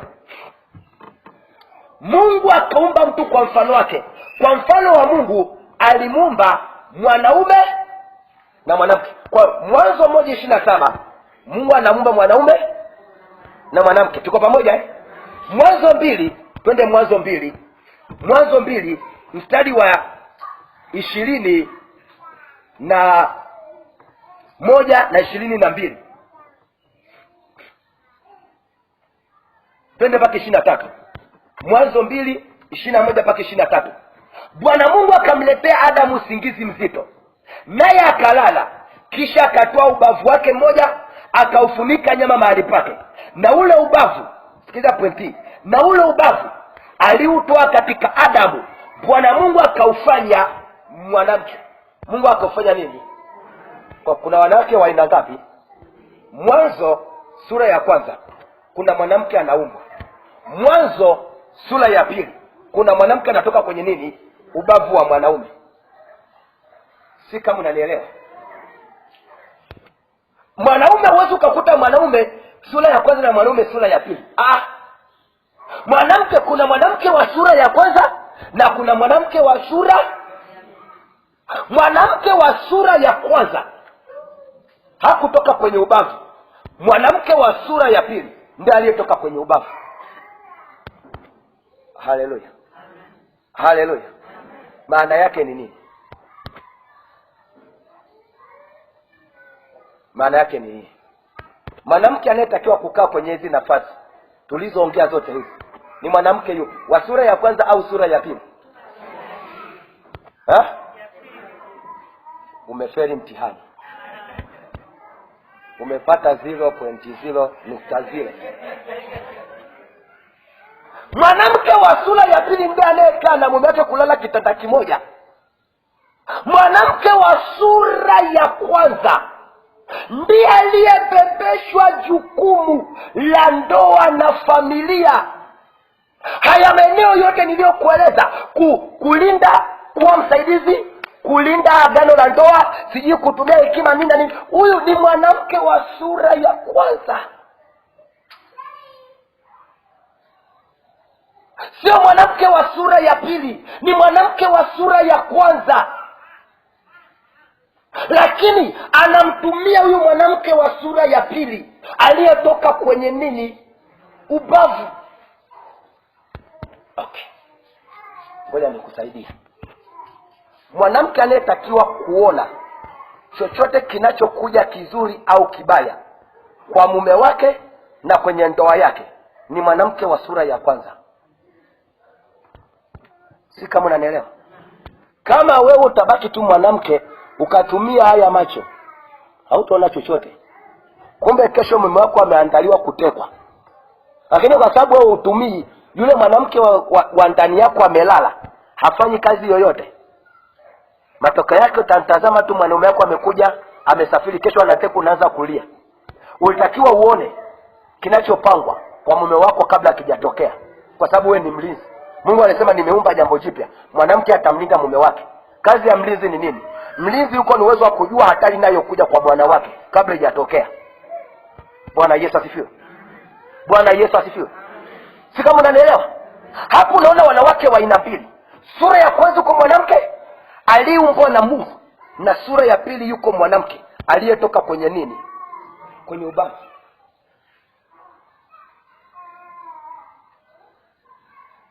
Haleluya. Haleluya. Tunaelewana? Okay. Sasa twende ngoja kushika kwenye mistari michache alafu tumalizie. Shetani atapambana na mwanamke ili asiweze kuitumia vizuri hekima iliyopo ndani. Sasa soma kitabu kile cha Samueli wa kwanza sura ya 25 mstari wa kwanza mpaka 37. Mimi sitasoma mstari kwa sababu muda wangu ni mfupi. Samueli wa kwanza sura ya 25 mstari wa kwanza mpaka wa 37. Inaeleza habari ya mwanamke anayeitwa nani? Abigaili. Si ndio? Aliolewa na mwanaume anayeitwa nani? Aliolewa na mwanaume anayeitwa nani? Nabali. Tuko pamoja? Tunafuatilia swala la kutumia nini? Hekima. Biblia inasema hivi. Twende ule mstari wa 10 mpaka wa 17. Naye Nabali, hata kuna vijana wa Daudi aliwatuma vijana wake kwenda huko polini. Walipoenda kwa Nabali, Nabali akakutana na wale vijana. Ukisoma kuanzia mstari wa 10, Nabali akawatukana wale vijana wa Daudi na akakataa kuwapa chakula na kuwalisha, kuwasaidia wale kondoo au mifugo ya Daudi. Na aliwatukana sana. Ukisoma Biblia yako anasema, naye Nabali akawajibu wale watumishi wa Daudi akasema, huyo Daudi ni nani? Na mwana wa Yese ni nani? Siku hizi kuna watumwa wengi wanaomtoroka kila mtu bwana wake. Basi mimi, je, nitwae mkate wangu na maji yangu na machinjo yangu niliowachinjia watu wangu wakatao manyoya kondoo zangu, na kuwapa watu ambao siwajui waliko wametoka wapi? 12. Basi wale vijana wake Daudi wakageuka, wakaenda zao, wakarudi nao wakaja wakamwambia sawa sana maneno hayo yote. 13. Kisha Daudi akawaambia watu wake, haya, jifungeni kila mtu upanga wake. Nao wakajifunga kila mtu upanga wake. Daudi naye akajifunga upanga wake. Nao wakapanda nyuma yake Daudi, wapata kama watu 400, na watu 200 wakakaa na vyombo vyao. Wale vijana walipokutukana na Nabali, wakapeleka taarifa. Biblia inasema Daudi akachukua upanga na akachukua vijana wangapi? 400, kwenda kuiangamiza nyumba na familia ya Nabali, kwa sababu amemtukana yeye na kuwatukana vijana wake. Sasa tunafuatilia tuone hekima ya mke wake. Mke wake alifanyaje? Ukisoma kuanzia mstari 23 na 24, 23 na 24, ndipo hapo Abigaili alipomwona Daudi alifanya haraka kushuka juu ya punda wake, akamwangukia Daudi kifudifudi, akainama mpaka nchi. Ule mstari wa 17. Basi sasa wale vijana wa Nabali walipojua kwamba bwana wao, kiongozi wao, amewatukana vijana wa Daudi, hata wakawa wanamwambia Abigaili hivi, basi sasa ujue na kufikiri utakayoyatenda, kwa sababu yamekusudiwa mabaya juu ya bwana wetu na juu ya nyumba yote, kwa kuwa yeye ni mtu asiyefaa kabisa, hata mtu hawezi kusimama naye. Kwa wakamwambia, mama, mume wako amemtukana Daudi na kutukana watumishi wa Daudi, na Daudi anakuja kuangamiza nyumba ya mume wako, na wewe utaangamizwa na watoto wenu mtaangamizwa. Utajua nini utakachokifanya kuhakikisha Daudi hataangamiza familia yako. Ndio ule mstari 23. Abigaili alipomwona Daudi alifanya haraka kushuka juu ya punda wake, akamwangukia Daudi kifudifudi, akainama mpaka nchi, akamwangukia miguuni pake, akasema juu yangu bwana wangu, juu yangu mimi na uwe uovu. Tafadhali mjakazi wako na anene masikioni mwako, na uyasikilize maneno ya mjakazi wako. Ukiendelea kusoma pale chini anajieleza. Ni wanawake wangapi leo tunasikia taarifa mume wako kuna kosa amefanya? Utatumia hekima, utasema nyewe mfanyeni mnavyotaka.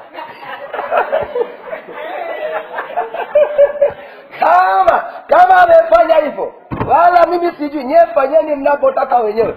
Mtaua, mtafanya nini? Mimi tena nimechoka na hili ni mwanaume, limenichosha hapa nyumbani. Mtajua wenyewe mtavyotaka. Yesu asifiwe. Ni wanawake wangapi wangetumia hekima? Hatufuatilie hii hekima yu mwanamke. Twende ile mstari wa 32 mpaka 33. Naye Daudi akamwambia Abigaili, na ahimidiwe Bwana Mungu wa Israeli, ambaye amekuleta hivi leo kunilaki. 33. Na ibarikiwe busara yako. Busara maana yake hekima. Na ibarikiwe busara yako, na ubarikiwe wewe uliyenizuia hivi leo nisimwage damu, wala nisijilipize kisasi kwa mkono wangu mwenyewe.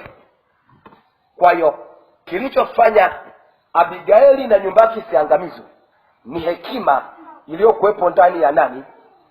Ya mtatu. Na ule mstari wa 25, Abigaili alimwambia Daudi hivi, mstari 25, na kusii bwana wangu, wewe usimwangalie huyu mtu asiyefaa, yani Nabali, kwa maana kama lilivyo jina lake ndivyo alivyo yeye. Jina lake ndilo Nabali, na upumbavu anao. Kwa hiyo mwanamke alijua kwamba ameolewa na mwanaume mpumbavu. Alijua na Daudi aliyoyafanya kukutukana na kutukana sio yeye. Huyu ni mpumbavu, namjua, ni mume wangu, lakini ndio mume wangu ni mpumbavu. Lakini ndio nikakwambia mwanaume ana udhaifu. Mwanamke huyu Nabali alijua udhaifu wa mume wake. Wakati Daudi ameazimia kuja kuua, akatumia hekima kufunika udhaifu wa mume wake ili maangamizi yasitokee. Nataka nikuulize swali. Ni mara ngapi unatumia hekima iliyoko ndani yako kufunika udhaifu alionao mume wako? Ni mara ngapi? Tena unafahamu kabisa mume wako ni mpumbavu na anakufanyia vitu vipumbavu, alafu unaleta ripoti kwamba kuna mtu ameamua kumuua. Tena ungepiga makofi kasema, Mungu hongera, leo umenitua mzigo. Yaani leo Mungu ni siku ya kutuliwa huu mzigo. Nimeubeba. Nilala mzigo mkubwa, huu mzigo mzito kwa huyu mwanaume. Tena Mungu, mimi sina la kufanya, wafanye wanachotaka, huu mzigo nitue. Wengi wangeshangilia. Wewe mwanaume kila siku anakutandika makofi, kila siku anakutukana, hakupi mahitaji, alafu imetokea fursa kama hii. Imetokea fursa, wewe nafikiri utamtetea? Utasema fursa ifanye kazi itimize. Niko tayari kuitwa mjane, lakini haya mateso hapana, bora niitwe mjane. Ni kweli unaweza ukakubali hivyo kwamba itwe mjane na ukubali, lakini kosa kubwa mbele za Mungu. Ndio maana Mungu alikupeleka kule. Ndio maana Mungu alikupeleka, kwa sababu alijua kuna siku atafanya upumbavu, wewe msaidie upumbavu wake kumwokoa. Ndio maana Mungu alikupeleka. Yesu asifiwe. Kwa nini Mungu hajampeleka mwanamke mwingine, amekupeleka wewe?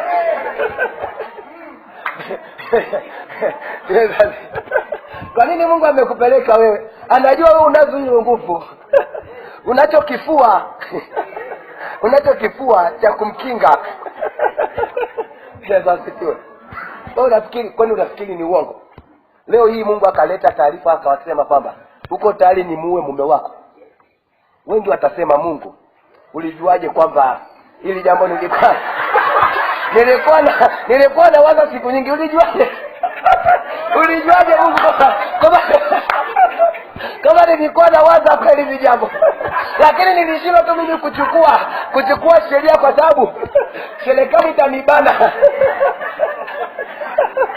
Na nilikuwa tunaogopa kuomba muue. Mungu ulijuaje kama nilikuwa na wazaga? Yaani mambo haya. Mungu atusaidie. Bwana Yesu asifiwe. Sikudanganyi.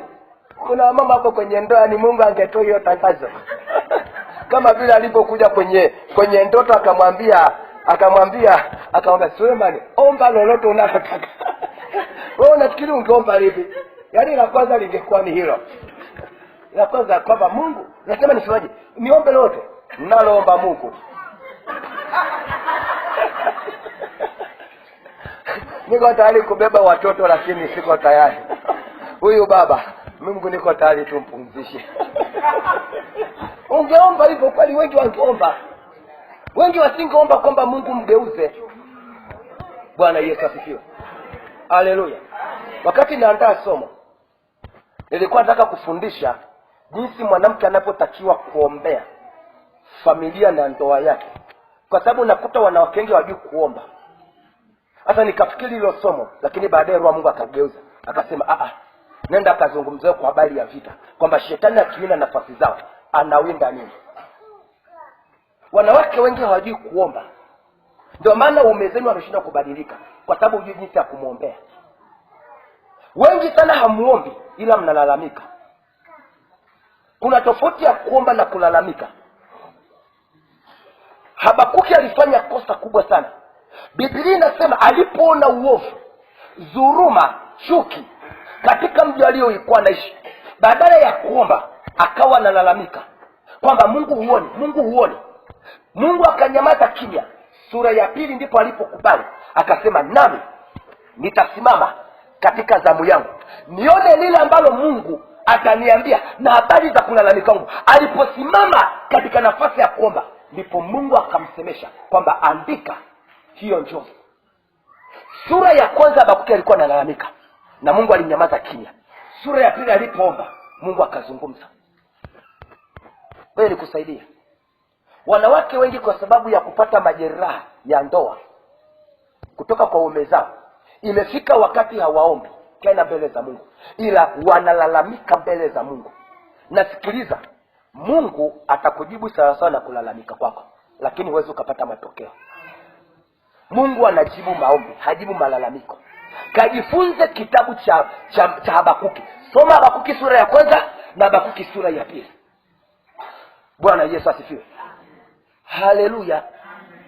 Nilikusomea misali tulipoanza somo kwamba kila kitu Mungu amekiumba kwa kusudi. Kwa hiyo huyo mume wako ameumbwa na Mungu kwa nini? Kwa nini? Sasa inawezekana shetani ameshaona kusudi ndani ya mume wako, ndio maana ameamua kumvalisha maroho mengi sana ili kumvuruga sikae kwenye kusudi lake la kuumbwa na kuzaliwa. Sasa unachotakiwa wewe kuomba sio kulalamika, ni kupeleka hoja yenye nguvu mbele za Mungu kwamba Mungu, huyu mume wangu umemuumba kwa kusudi, lakini ninapomwangalia yuko nje kabisa ya kusudi. Ninachokuomba Mungu, ingilia kati, mrejeshe katika kusudi lake la wewe kumuumba na yeye kumuunganisha katika ndoa kuishi na mimi. Ombea kusudi ndani ya mume wako. Yale unayoyaona ni shetani aliyepandikiza vitu ndani yake. Ombea kusudi lake. Na ukimwomba Mungu kwamba Mungu ingilie kati kusudi la mume wako, Mungu ataingilia kati. Bwana Yesu asifiwe. Wewe nikusaidie. Huyu Nabali alipokubali kufunika udhaifu wa mume wake, Biblia inasemaje ukiendelea kusoma? Mungu akampiga Nabali na Nabali akafa. Yule mwanamke hakuchukua sheria mkononi. Alipokubali kutumia hekima yake, Mungu aliingilia kati kumaliza tatizo la Nabali. Bwana Yesu asifiwe. Haleluya. Kuwaza mume wako afe au apotelee mbali akaishi kwa Marekani asirudi, haitakusaidia. Bwana Yesu asifiwe. Haleluya. kusaidia. Ni kweli nafahamu kwamba kuna mazingira unapita katika ndoa yako na katika familia, lakini Mungu aliyekupa ndoa, Mungu aliyekupa wewe mwanaume, hajafa, yuko hai. Hajafa, yuko hai. Na si kwamba hawezi kumbadilisha mume wako, anaweza, ila wewe hujakaa kwenye nafasi. Yesu asifiwe. Hujakubali kukaa kwenye nini? Nafasi kama mwana ile nafasi Mungu aliyokusudia hujakaa. Lakini ukikubali kwamba Mungu nakubali kurudi kukaa katika nafasi kama mwanamke, Mungu atafanya mageuzi makubwa sana, na Mungu atafanya mambo makubwa sana kwa mume wako na katika familia yako. Simama kwa miguu yako.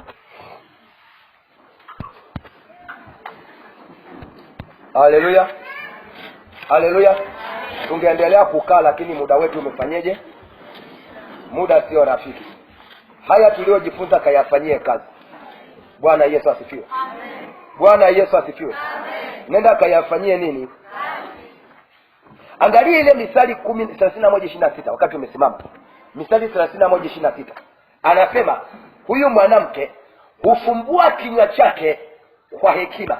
Yaani huyu mwanamke anaelezwa kwenye sura 31 anafumbua kinywa chake kwa nini? Kinywa chake kwa nini? Swali liko hapa. Je, wewe unafumbua kinywa chako kwa hekima? Unapoongea na mume wako, unafungua kinywa chako kwa hekima kwa mume wako? Unaweza ukatengeneza matatizo kwenye familia yako na katika ndoa yako kwa sababu ya kukosa nini? Hekima. Ndio maana Yakobo 1:5 anasema mtu yote akipungukiwa na hekima na aombe kwa Mungu awapee watu hekima. Bwana Yesu asifiwe. Nikueleze jambo hili ndio msaada kwako. Kila siku unapoamka asubuhi, mwambie Mungu, naomba unipe hekima kama mwanamke kwa ajili ya majukumu yangu yote ya siku ya leo, kwa mume wangu na kwa watoto wangu. Omba hekima kila siku, kwa sababu siku ya jana ni tofauti na siku ya leo. Siku zinatofautiana. Haleluya. Kwa kila siku ukiamka, muombe Mungu akupe hekima kwa ajili ya hiyo siku. Haleluya. Haleluya. Tuko pamoja? Tuko pamoja? Nyosha mikono yako. Utarudia maneno haya. Nikuongoze kwenye maombi haya, maneno haya. Sema, Mungu Baba, ninakushukuru kwa ajili ya neno lako. Neno lako la ufahamu ambalo umesema nami kwa habari ya vita ya nafasi kwangu mimi mwanamke. Ni kweli Baba, nakutana na vita nyingi kama mwanamke katika ndoa na katika familia. Ninakuja mbele zako Mungu Baba, ninaomba toba, ninaomba rehema. Inawezekana kuna majira na kuna wakati nilifika na kujilaumu mpaka kukulaumu wewe Mungu ya kwamba kwa nini umeniumba mwanamke.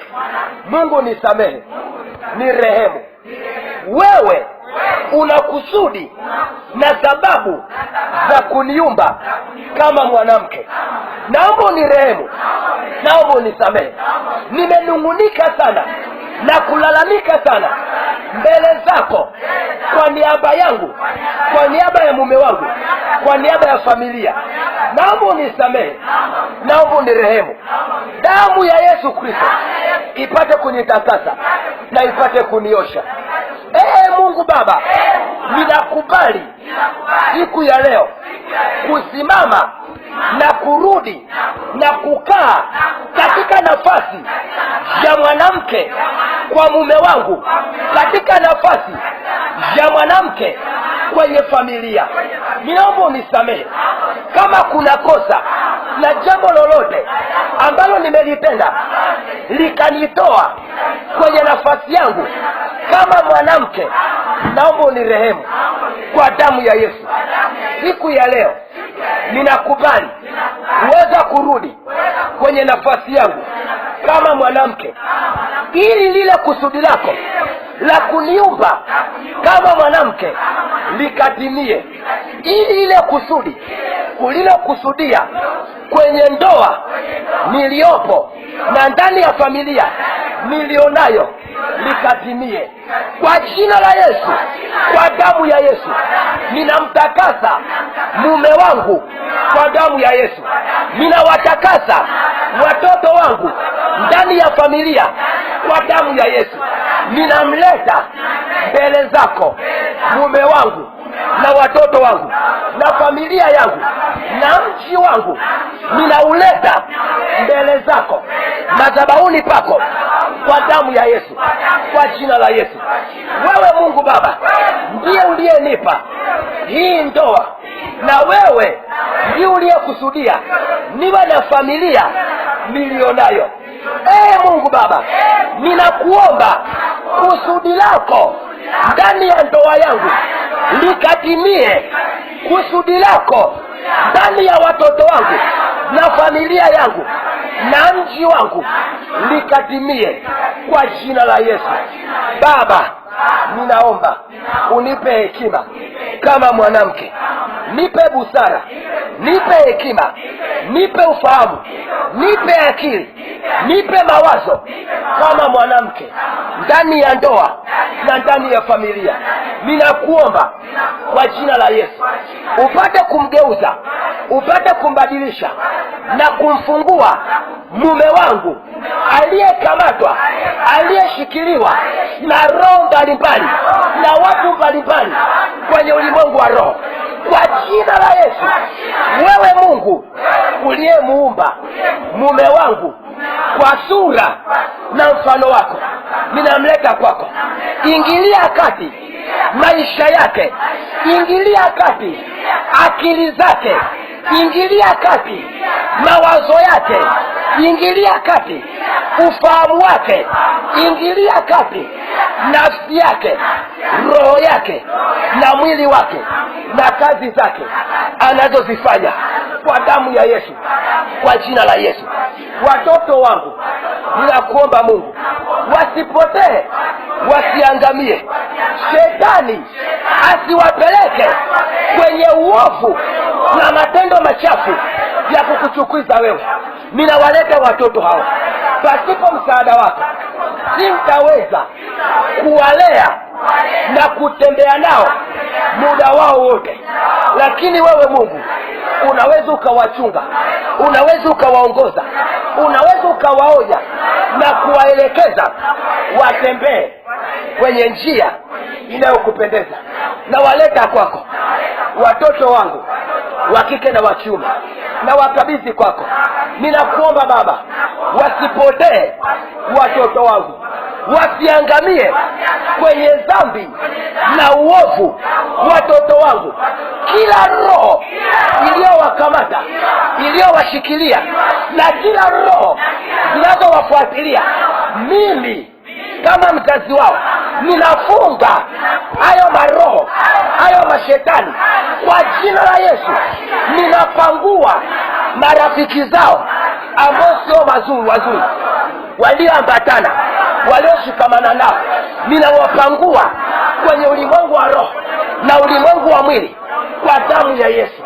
Ninafungua fahamu zao, akili zao, mioyo yao, nafsi zao, roho zao na miili yao kwa damu ya Yesu.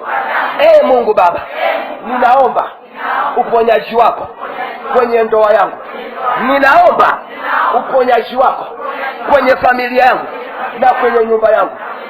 Nani wa kunisaidia huu mzigo nilioubeba wa familia? Bwana Yesu, umesema ya kwamba wale wote wanaolemewa na mizigo wailete kwako, na wewe utawatua. Nami siku ya leo ninauleta mzigo nilioubeba wa familia, wa ndoa.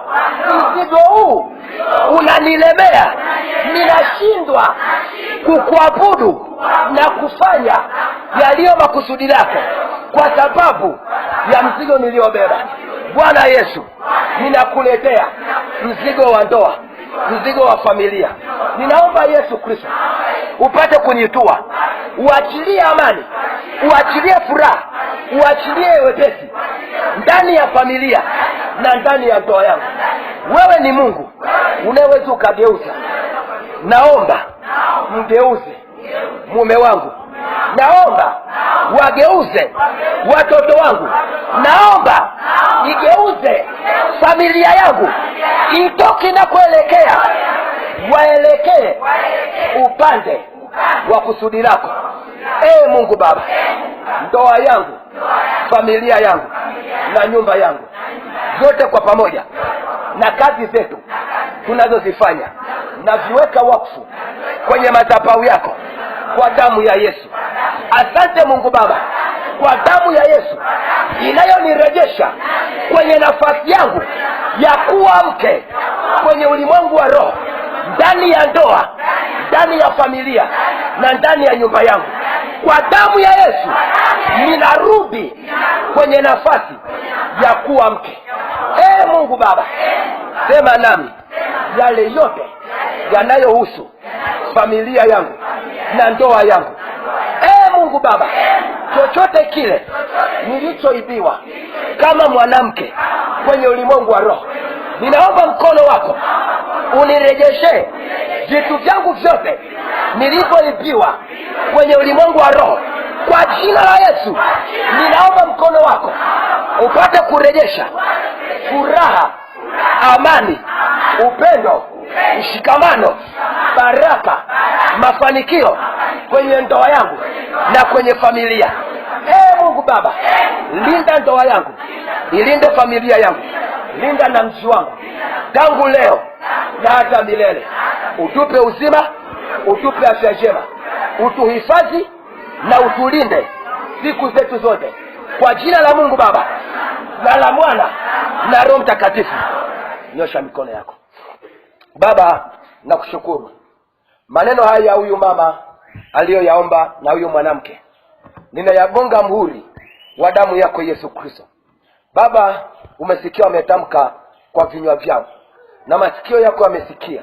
Ninaomba sawasawa na huyu mama na huyu mwanamke alivyoomba, Mungu ukatende na ukafanye sawasawa na alivyoomba. Asante kwa ajili ya kutupa somo hili, asante kwa ajili ya damu ya Yesu. Nami nikiwa kama mtumishi wako ninaomba Mungu Baba, kila mwanamke aliyenisikiliza katika somo hili Baba, mrejeshe katika nafasi yake ya kuwa mwanamke katika ulimwengu wa roho na ndani ya familia yake na ndani ya ndoa yake. Asante Mungu Baba kwa ajili ya kuponya ndoa zao, kwa ajili ya kuponya familia zao. Kuanzia leo yale waliokuwa wanapitia katika familia, waliokuwa wanapitia katika ndoa, Mungu ninakuomba ukapate kuiondoa, yasiwepo tena kuanzia leo, bali yale uliyokusudia kwenye ndoa na kwenye familia yatokee. Baba, ukapate kuyatimiza na yakapate kutokea kwa jina lako Mungu Baba, Mwana na Roho Mtakatifu. Ninaomba na kushukuru. Amen. Pigie makofi Yesu Kristo. Haleluya, haleluya, haleluya, haleluya, haleluya. Naomba uweze kuketi. Bwana Yesu asifiwe. Jambo kubwa yafanyie kazi haya. Haleluya. Tumesha kuombea na Mungu amesikia, lakini endelea kuyafanyia kazi. Usiishie hapa, yafanyie kazi. Mungu awabariki kwa kunipa nafasi hii ya kuweza kusimama na kuzungumza nanyi. Wakati mwingine tena na majira mengine tena tutaweza kuonana tena na kusimama tena.